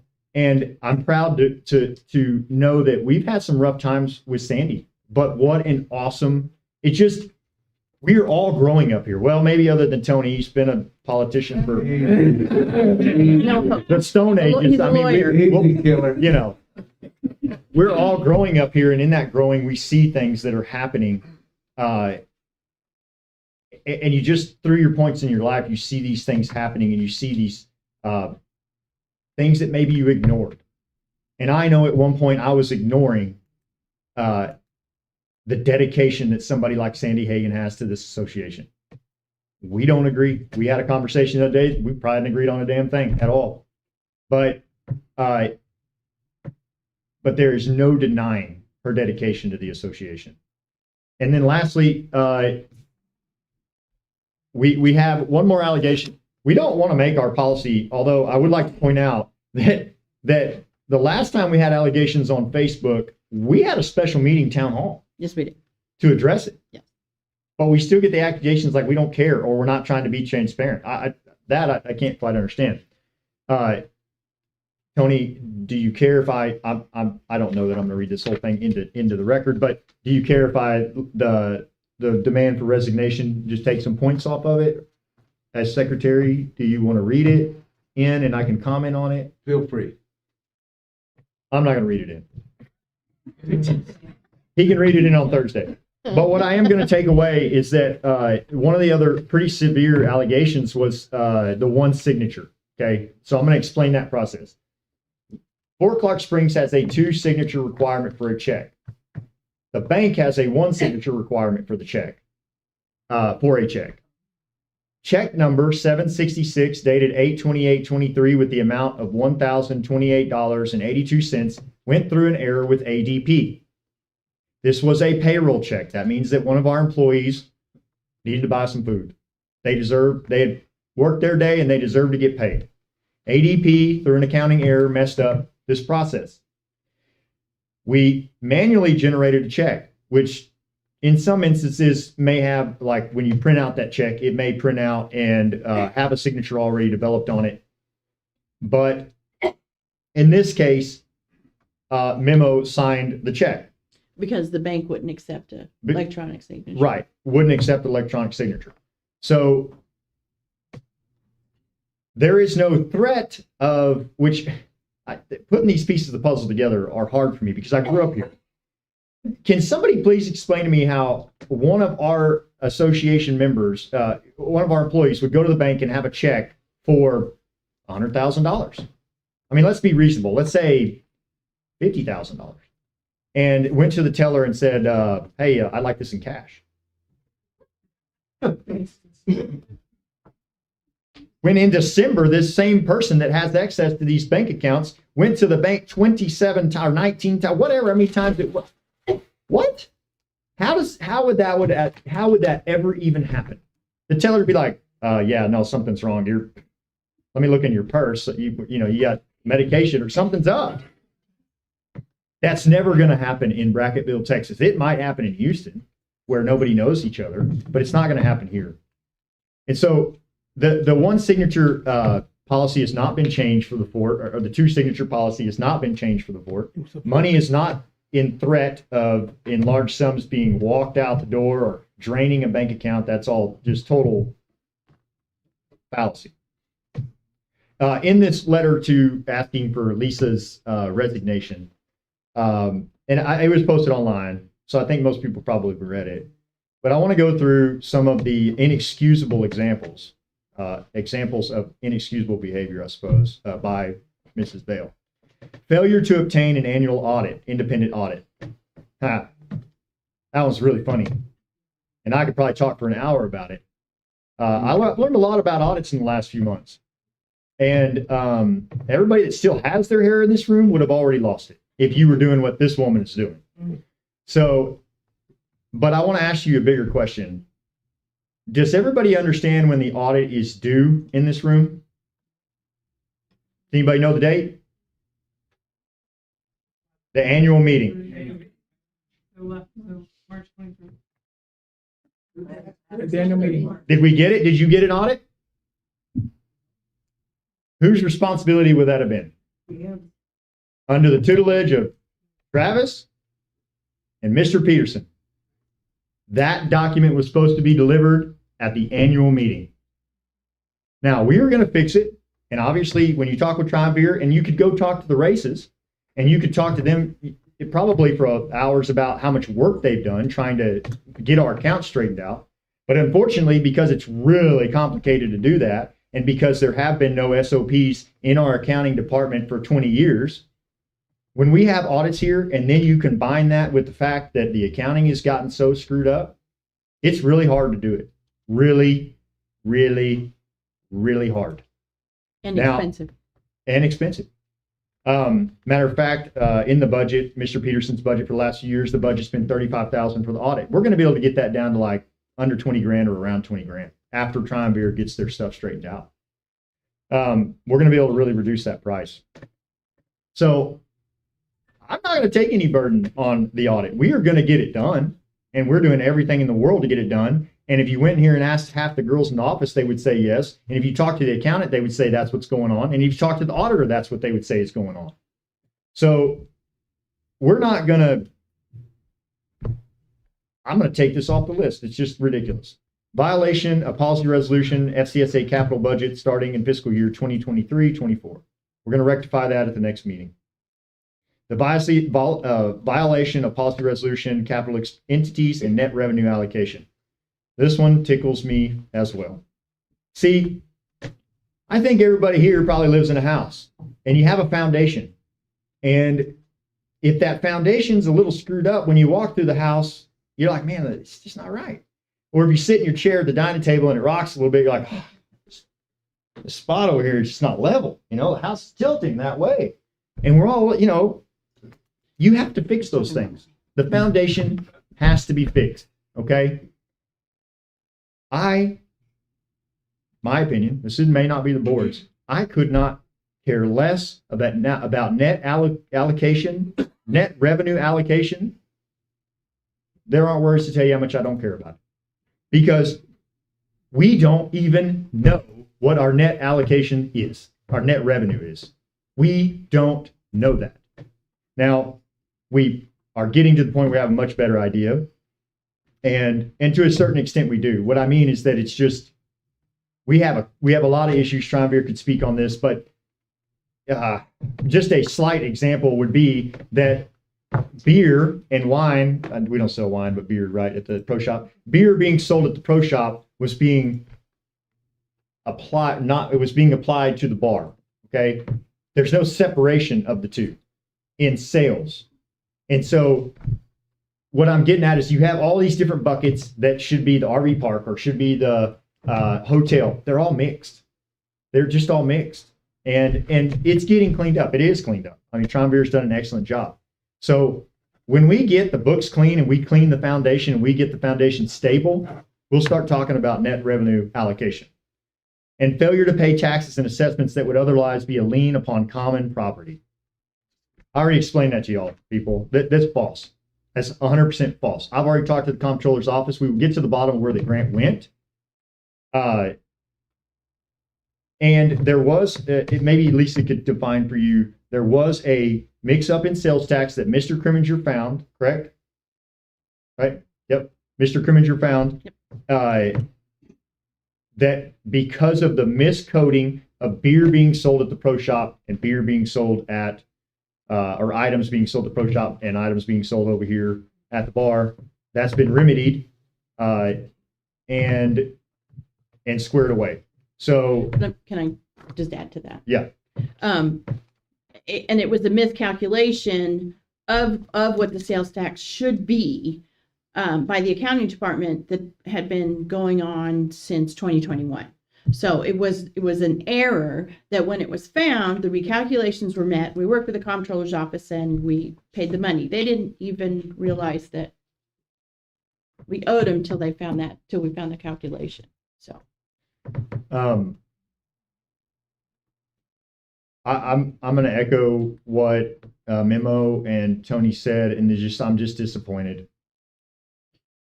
You know, all of this noise has caused me, probably all of us, to lose a little bit of sleep, and not because we're worried about the end game of the allegations, but because it's so damn wrong. And I just want to leave y'all with, this doesn't have to be a thankless job. When's the last time you saw a board in unity that says if you take the president, you take all of us? When's the last time? If we can change, if we can grow, then so can y'all. My phone number is readily accessible. I've invited Mrs. McNew to call me at any point in time if she had a question. That did not happen with these allegations. I could have answered a lot of these questions, and I could have found the answer to whatever concerns that she may have.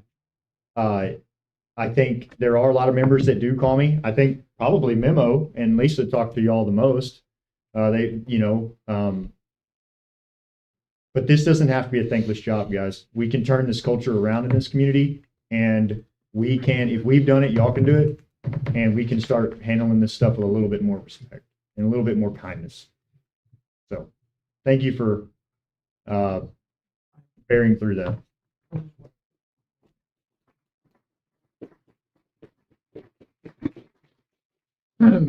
For those of you who have been here at the fort more than 5, 6, 7, 8 years, regarding the threat of litigation,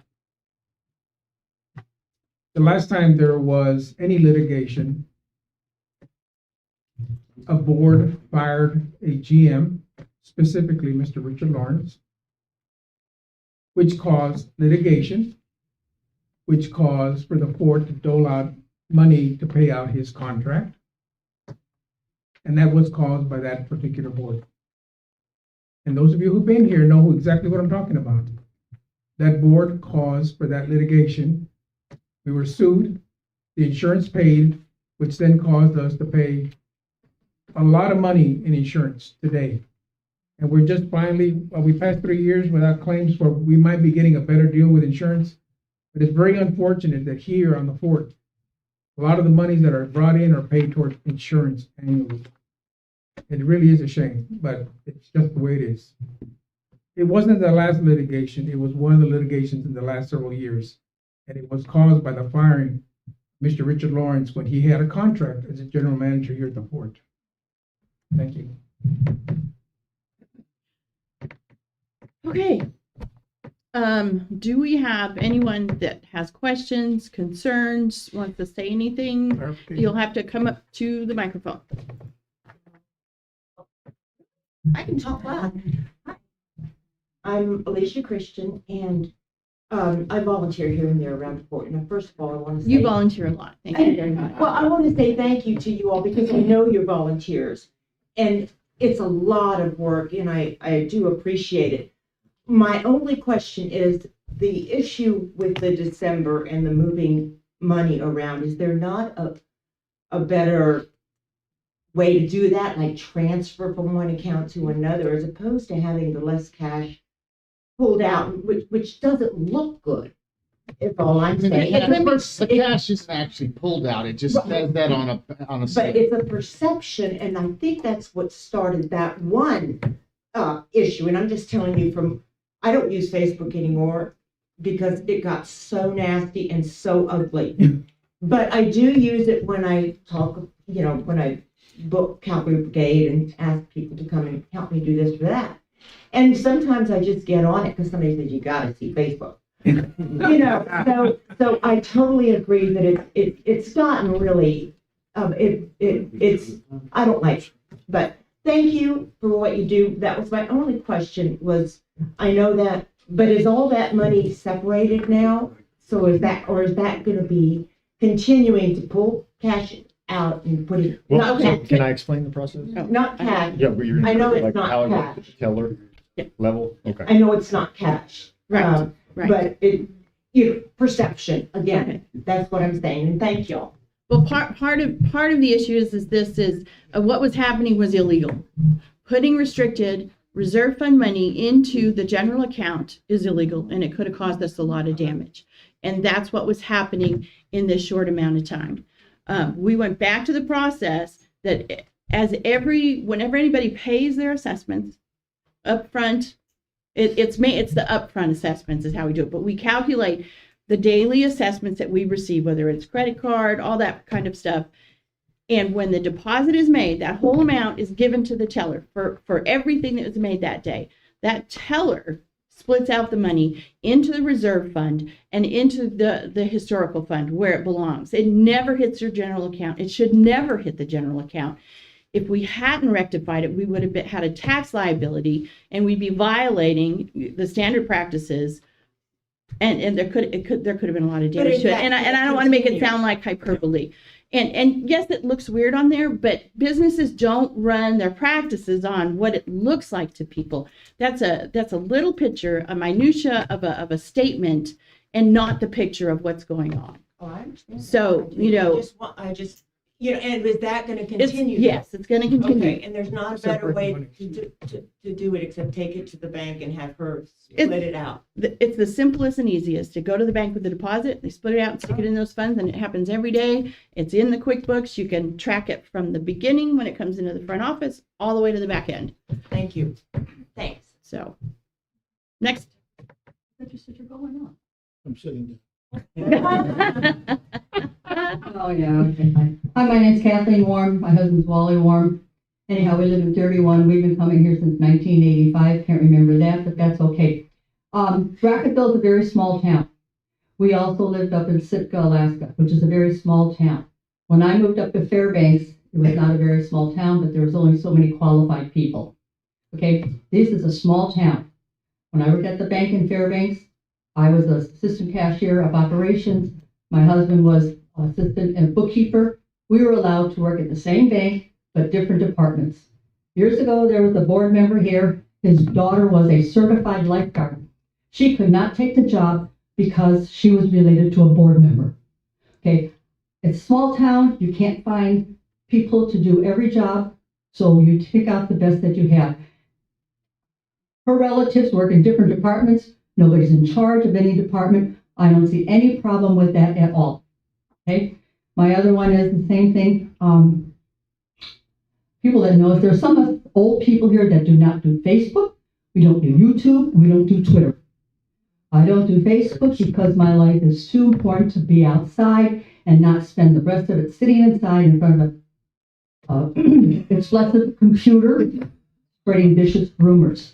I don't like when somebody says this, somebody says that, and I say, well, who's that somebody? Oh, well, my name is Kathleen Warm. If I say something and somebody says, who told you that?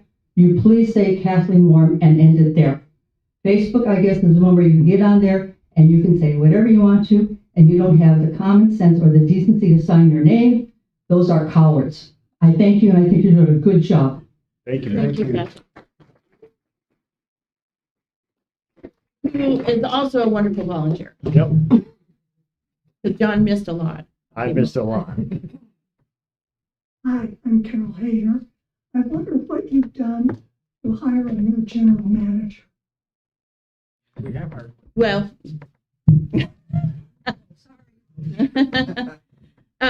We have the sites that we're using to search and for active recruits. We have garnered some resumes, and there'll be a discussion. We have in our executive session to be going through those resumes to weed out, whatever we don't feel is worth our time, and to set interviews. We're going through the standard process we did before we hired Patrick, the process that was done to hire Peterson.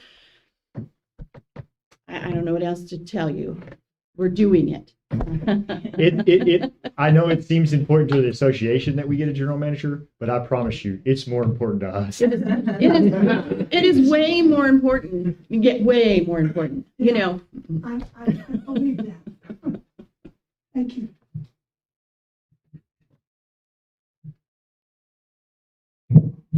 Good morning, everybody. Thank you so much for everything you guys are doing, and thank you for attending. I'm Claudette Longoria, not only the agent of my grandmother's estate, who also built the golf course with my grandfather, but I'm also the benefactor of multi-estates here at the fort.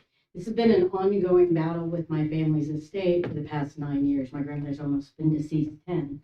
So I wasn't here at the beginning to address the Unit 3 fire, which is literally across from my street. As some of you know, this has been an ongoing eyesore battle, and consistently I have gone daily to security and even came to administration to report not only the unauthorized people, but the unsecured location of it and the unhealthy things that are going on, not just to mention the two-legged people, but the four-legged things that are coming out.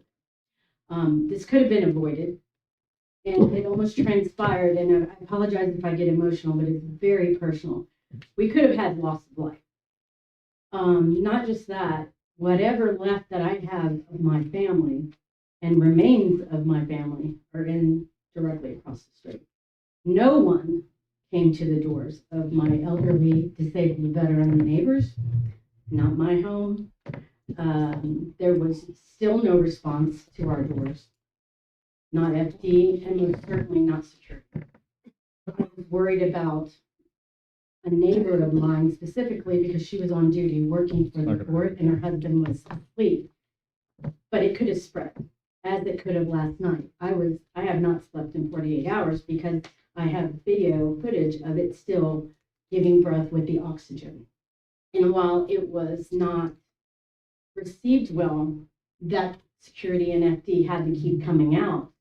That is not something we want to see because of the oxygen breathing life and the embers, as well as the big palm tree, a third of it down, you can go and see that a very strong wind will take it down and cause possibly injury or unfortunate death to somebody walking by or a vehicle or even a home. And I would hate for somebody to lose their home under something that we could have avoided. But now here's the problem. I know that the arson investigator is coming out. I'm not sure how long that will take for the results. But in the meantime, people have been over there going through the rubble that are non-secured. And if it's a crime scene, why isn't it roped off and then signs not to go in there? There's people been picking through the debris. Copper wire is missing that was a part of the scene that was blatantly a part of what was going on. Not to mention, this has been an ongoing issue. As Kathy, I've talked to Kathy and Lisa about this. I've gone to every shift of security, specifically the security supervisor of the previous thing that I called in, and my aunt who was in a terminal hospitalization, calling the security while I videoed from here to the wall, the person stealing copper wire out of those said homes. nothing's been done, as well as open hypodermic needles that were left on the green area. They were there for 3 weeks. I flagged them. I've had no response from the security supervisor. Board members may or may not be known. No sheriff's office has come by to take a report, but this is not an isolated. It's an ongoing thing. And Unit 3, while it has been submersed in other things, these are very prominent day-to-day things that are seen, witnessed, and talked about to our staff in going through the proper protocol and chain of command, only to be retaliatory with argumentative threats, physical uncertainty, and it's to the point where what is it going to take for us to clean this up? I propose that once we get a green light, I will also help. I'll sign a waiver. I've helped them clean out the vegetation from that because Miss Norma, bless her heart, has been gone so long. But it's now, maybe we can turn it into a green area and have a minimal open area for the community, or a dog park that's functional, because we have relentless dogs. I have to go clean up some other dog's defecation in my drive and on my porch that are not mine. People were coming by this week, or in the last 2 days, and noticed loose dogs from property members in our unit. There's ongoing things. I'm getting raccoons, possums, things that are of a health concern to me because I have lupus and I have adult asthma, and this stuff is affecting my health. Okay, So, to speak on the lots yes. that just burned, as soon as it's safe, because anytime there's a fire of that magnitude, there is a long time that it smolders. I mean, that is what happens. As soon as it's safe, we will be cleaning that entire area up. And hopefully that's Projection, within. I would like to hear, but Well, because, I'm not a no, fire the specialist. reason why, but even the fire specialist couldn't give me that because they're, Right. I got So all sorts we of will- exclusions. we So will the do it- reason why, it's not even blocked off. That's the point. That's where- that's the police, the sheriff, the whatever. That Well, is at that is some not point, under. It's right across the street. Can't we work together? Because it falls back on the responsibility of the board. It's on our property. Work together to what? To put the fencing, put a road, put signage. I have 12 signs I can give you that are metal to put up.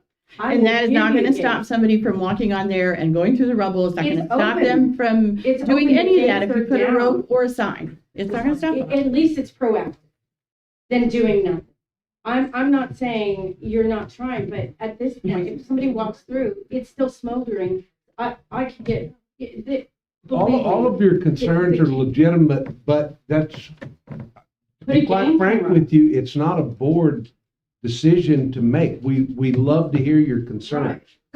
You've identified not only security, but the sheriff's department. You've also called it a crime scene.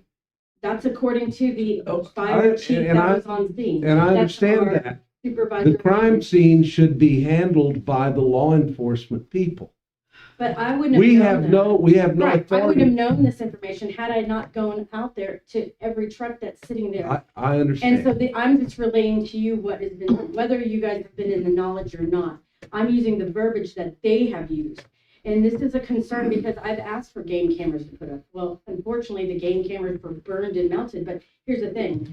It's gonna go down, it's gonna go down, There's real a quick. green We tree. have a board member that lives in Unit 3, and he has kept us abreast of what's That's happening there. not true because Oh, it is he's true, the because same we board have- member that saw the hypodermic It is needles true. because I went to him Well- and they were picked up for Now, 3 weeks. I didn't actually see any.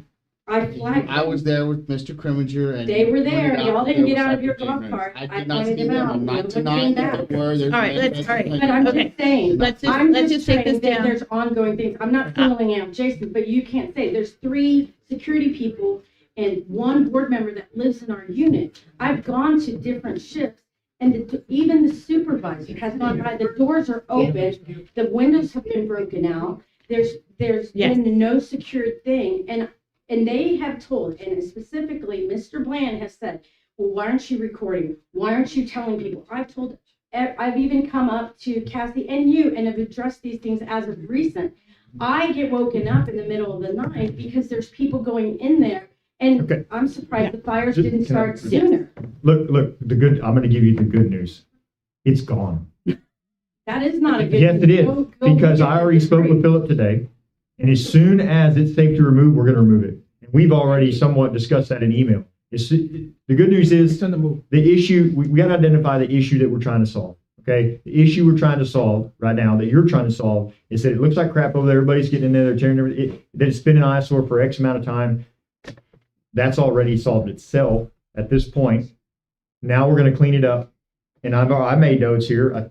You brought up a really good point. You said, can we repurpose that area? That's a good discussion to have. I don't think that's necessarily a bad idea. And this would be the man to talk to about it. Legitimately, thank God that no one was injured. Yeah. But this was a slam dunk for the Fort and Unit 3. Like 90% of the shit in that lot is gone. And within a short amount of time, it's going to be leveled and cleared. If 5 more would have burned down and no one was hurt, I get it. it would But have at the been end of the day, But I understand what you're saying, but you listen to the concerns that it take the longevity. I understand. But everybody was under the uneducated view that it was unfurnished. No, I don't think that that's, unfurnished. I don't think that A lot that's, of people have said that it was not, nothing was in it, which there's dolphins and different things still laid out. It's an unsafe area and living directly, I'm like, yeah. So I just want you to know, and I've invited people to come out to see it. Even as of recent, I saw Cassie out Friday when I saw you, the day it burned. I said, please come out and see the area. That's my concern. Claudia, I appreciate that. I think your point is made. Yes. It's well taken. Yes. And that's Thank what you. I wanted to address. I Thank appreciate you. it. Thank you very much. and we will get it cleaned up. Yeah. Okay. I'd like to end this meeting on a positive note. Well, but Thank before you. you say anything, I want to say there's another volunteer, because he missed you too. Oh, that's okay. Didn't have that much room on the I want to say paper. thank you to you. He called me 3 days ago, somewhere in there. We talked about the barn at length for an hour. What needs to be done, where you guys need to focus. And he's coming by on the 17th of February. Sorry about that. I thought it was the 17th of I January. know. I was I like, thought no you one were- cares at 9 a.m. Why am I here? It's freezing. Well, I don't read the So the notes. positive note is on that is the barn is now getting into the new realm of the board. The other thing that I wanted to say was, I would like to pick up as a volunteer, the trying to get more plaques for the buildings. This came to my attention in the past week. The commissary had a broken window. Took me 3 days to get somebody to do something with that broken window. Not the board and not this and not that. I'm retired president of preservation for 4 years and I'm going nuts because it's wide open. It's going to get wet in there. That's mortar, blah, blah, blah. Long story short, we did get a piece of plywood up and we can fight the battle about when we're going to fix it. It's not, it's a problem for preservation because it's not a plaque building. So there the light bulb went on. Well, let's get a plaque for it. So I would like permission from the board to start the process. I know there's people probably in this room or elsewhere who have worked on this. Bill Hahn does not want to do this work anymore. I've got one other woman who wants to work with me. We're gonna be feeling our way a little bit if we don't get a lot of help, but we'll get it done. There's something online that the state has put out that we can utilize to begin the process. Now, in doing that, if we get to the point that we have a plaque to be bought, it's like $2,000-3,000. I'm just, that's just off the top of my head. And you're talking about making it historical, like the other buildings that the preservation Right. committee. Yes, is and you responsible get a for. tax deduction, Right. Right. which I think would be a good. Well, I think it's fantastic, Linda. If you want to Well, I could do something. I'm research that. trying to figure it out. I can't stand around and do nothing. So anyway, I'd like to start with that. And once we get it and get the process down, then we'll talk again about how many. I guess there's like 22 buildings that could potentially have it. Maybe we don't need all 22, but the big ones that don't have it should get it. And once we get one done, then we can run, depending on how much money you want to spend and when you want to spend it. So I just look, I don't believe I should start this without your permission. I don't I'm all see, for it. you know, to research that and, Oh, yeah, we'll keep you up to date. I don't, Anything about it. yeah, and I don't Doesn't know have that to go through- it Or working with preservation. Yeah, wouldn't we have to work with preservation? well, I mean, they're just in charge of the exterior of the buildings, if I'm correct. She's just looking to change the status from it just being a building to being considered historical, then it would fall under preservation to maintain the exterior of the It's building. another job. It's not necessarily their job. That's how they function about what they fix. We need to add that building to their list. I mean, as long as and we can, and maybe Mr. Hill would have an opinion on this, but as long as we're not making a decision that it has to be an agenda item or something, or that we have to. vote Well, on. and she can start the process of the research to Find out whether how to it, do it, what it's gonna and cost. what we We'll can do it, we'll because I'm do that. afraid we might not be able to because of other non-historical things that have been done to that building. Well, that could be But- said. but I don't know. Said to a lot of homes that have those plaques. I mean. But that's But different the from state's gonna, the ours, yeah. state's gonna take and tell you yes or no. Yeah, so I So- I see no problem if you want to begin that research. Filling out the application. Yeah, Okay, and I'll keep you posted on my progress. thank you, Linda, I really appreciate that. Thank you. Yeah, thank you, So- Linda. Yeah, so in that process, in 81, 82, there was a grant that was received by the board and Texas Historical Commission, where they went through and they labeled all those buildings. They give the exact write-up that you use, you take that, you put it in your application. So to answer your question around what do we do as far as what's been done to the building since then, it's a simple checklist of here's where it was in the 80s when that was done, here's where it is today, and, you know, does it make sense to push it back the other way to get that status? And that's easily calculable by saying, what is the tax savings? Do we know where those documentation? I have a copy of those documents, and I know that they're available in other places as well. Okay. Maybe you can help Linda. He twisted your arm. Yeah. Twisted your arm. Already touched the button. Effort, I'll come back up to the microphone again. Since two people pointed my direction, Travis and John. You're welcome. The two things that occurred to me about this, one, there you are, I was thinking you'd go. No, I thought maybe you had something to say. It's wonderful if whoever takes the initiative to expand the universe of historical markers. As we all know, this is Mecca for history, and there's a ton of magnificent historical marker work that Lieutenant Colonel Hahn has done over the years. Just so you know, I think probably you know this, but the referencing to the couple of $1,000s cost of markers, what Mr. Colonel Hahn has done magnificently for a very long time is take advantage of the Texas Historical Commission's program where they have a finite budget each year for free markers. You have to apply for it. And it'd be one at a time fashion like Bill has done for so many years.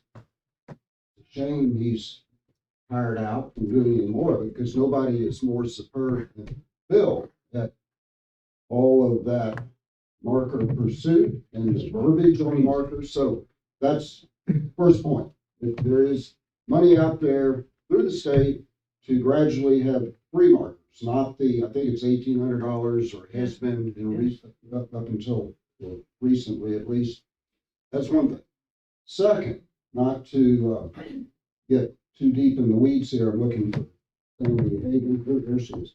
And there's some others here. But the ad hoc committee, the so-called ad hoc committee from last summer, June and July, where the committee worked up a proposal to the board of a policy to follow prior to any alterations of Fort Clark property, not just historic, Yeah. any and all property on the fort, and the board.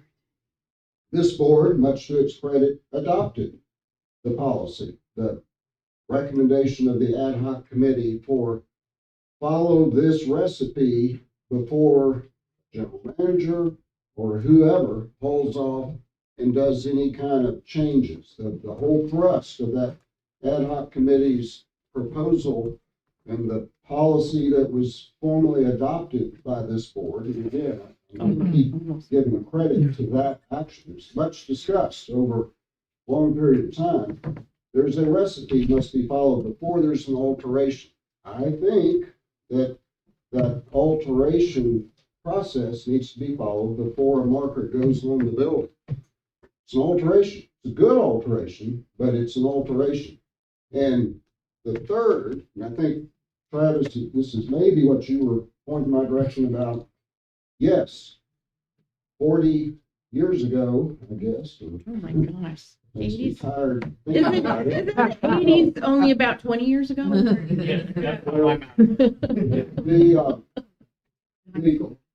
There was a preservation architect firm came in, nationwide thing, came in, studied, made recommendations for things. Cautionary note.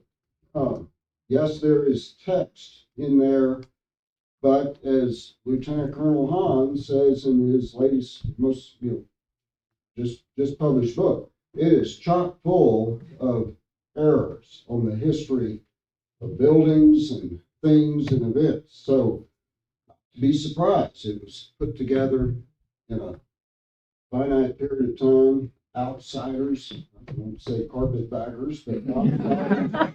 and so whatever the text is going to be on these sought for historical markers needs to be thoroughly vetted. Again, it's a real shame. Is this your opportunity to volunteer? No. It's a real shame that Bill, if he's not Well, ready he for- said specifically, I will not do it. Yeah, I know. This past week. I understand. But that text needs to be vetted, and in that regard, Historical Society needs to be significantly involved before marker text gets written, before marker goes on the, or marker application. So I'm not saying anyone cannot participate. I'm just saying we need to get started. Because if we don't get started, nothing happens. So I think I've responded to all the times I was pointed at. So now I'm Thank gonna you. go back to my Thank little you. cubby. Thank you, Chris. Thank you. Thank you. So that was, Start the research. my, thoughts. We'll start the process. We'll Thank keep you. you all, the Historical Society, Mr. Hale, apprised, and don't know how long it's gonna take. Don't have a clue. Well, they're not going anywhere. There's somebody in the corner who knows where all the stuff is online, so we'll start with that. And I just wanted to leave you on an upbeat. Well, Thank you. Linda. Thank Thank you you. very much. Thank you. I know they hate when I do this, but is there anybody else? Yeah. Sometimes they kick me under the table. I'm just saying. My name's David Mann. Only less cash. I just had a thought. If you were to deposit it all in the general fund and immediately write a check to others, then you have a paper trail. Now, splitting deposits, I do it all the time, but if you were Can I have that? to deposit it in the general fund, but out of the general fund, write a check to those other two, then you have a copy. Or have a fourth account that's But- called the I don't know distribution if account. that will and work then for you or split it not. out. There's still, even if We- you financially, even if you electronically transfer, you still have paper trail. Okay. Yeah, we have a paper trail. It's Mhm. just when you look at one little piece, then that's where it Okay, looks like something else. okay. Yeah. On the historical thing, all for it, but what control are you gonna give up for the title? Yeah. Repairs or anything else? I would look deeply into that for a small, tax deduction as to what it's gonna cost you if you've gotta do something outlandish to, you're losing control. And decide how much you want to lose control and what the actual rules are. I'm sure this man, Mr. Hale knows that. I don't. Yeah. And that's a very good. We might be able to get more Point. grants. We've got some grant experts back here. Maybe they know Well, something. the process is managed by the Historical Commission, and Bill Hahn is the one that actually wrote the policy as to how they look at it, and it's from the street. So it's however the property is viewed from the street and graded by we have the historical issues right there. So she used to do it and has done a lot of work on it as well. But that's how it's graded, and the only thing is if you get to that point and you fail, because each year you're graded as to what level you're supposed to be at, green, gray, or something along those lines. Once that happens, you either get a less amount of the deduction or you just lose the deduction. There is no like, it's just about the deduction. You don't lose the plaque, you don't lose anything. So it's kind of no harm, no foul. If you do it bad, we don't have the money to fix it, then we don't fix it. Right. Thank you. That sounds Thank you. good. That's good Sounds information. good, but Yeah. anytime the government gives you something. Yeah. No. Yeah. you try to Definitely. be aware. Yeah. Okay. And on the volunteers, one of them got skipped. John Wiley, who I've known since his third year in 8th grade. And, he brought, during the year, he brought in his equipment and his entire crew out here and cleaned up the fort. That's gotta be worth about 20 grand. It Closer to cost me 30. nothing. He just did it because he could. He had the stuff. He took down so many old dead trees that were just all over the golf course looking horrible. So I need to. He did do it. Ladies and gentlemen, just so that no one accuses of being not transparent and not being available, afraid to take questions, come on, we're here. Anybody? Well, I would like to not really open it up to everything. Not that I'm afraid, but let's keep it We to got all day, guys. the How come it's 11:30 and it feels like? You gotta wait for the. 7:00? You gotta, you know, If you 5 have more any hours to move questions and concerns on all of this that we have been discussing, if there's any other, area that you're not understanding, we're more than willing to talk about it. If not, I just want to say a couple things in closing, and we can all go to Manita's and have lunch, but not on me or the fort. Alligator. That alligator's coming out. I have alligator arms. I can't get to my wallet.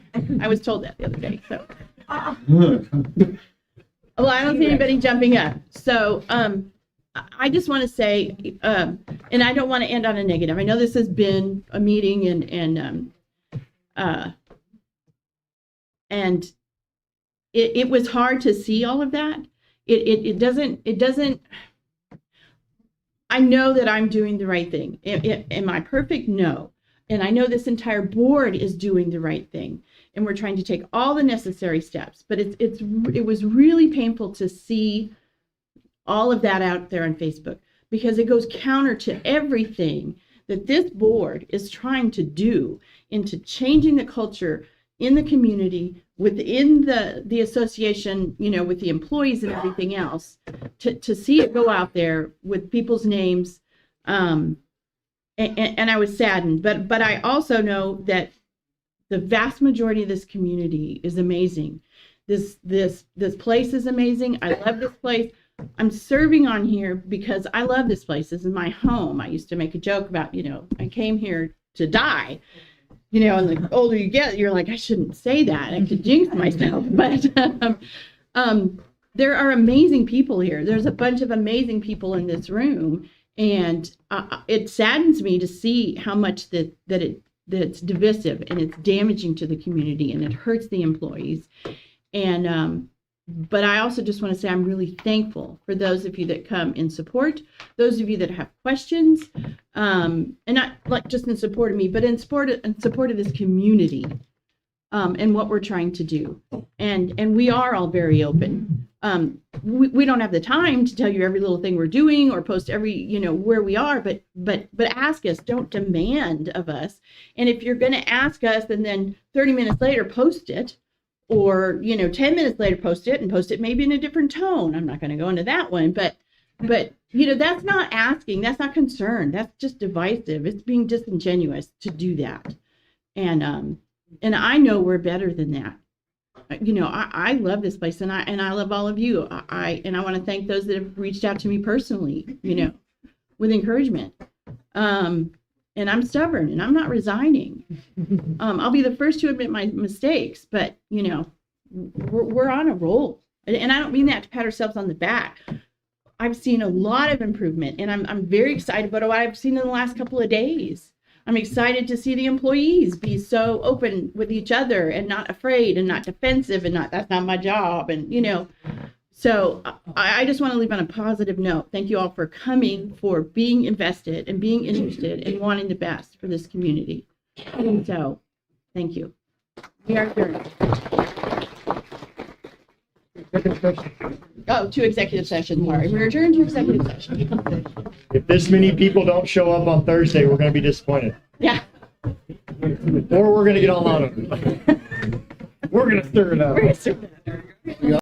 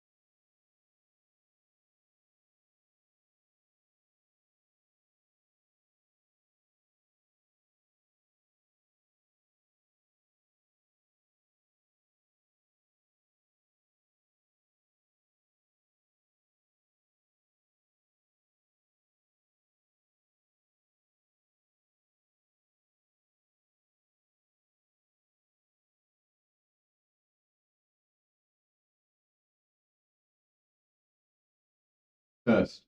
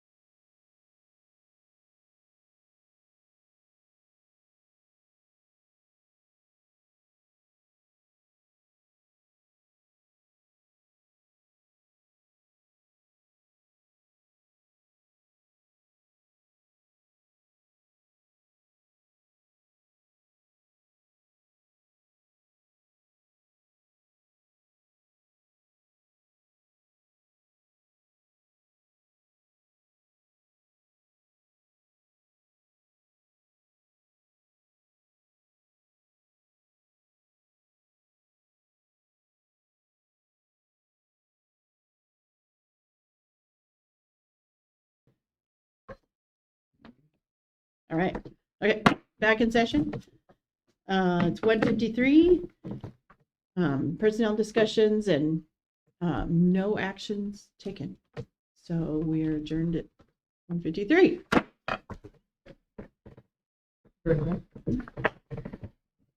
So No. where did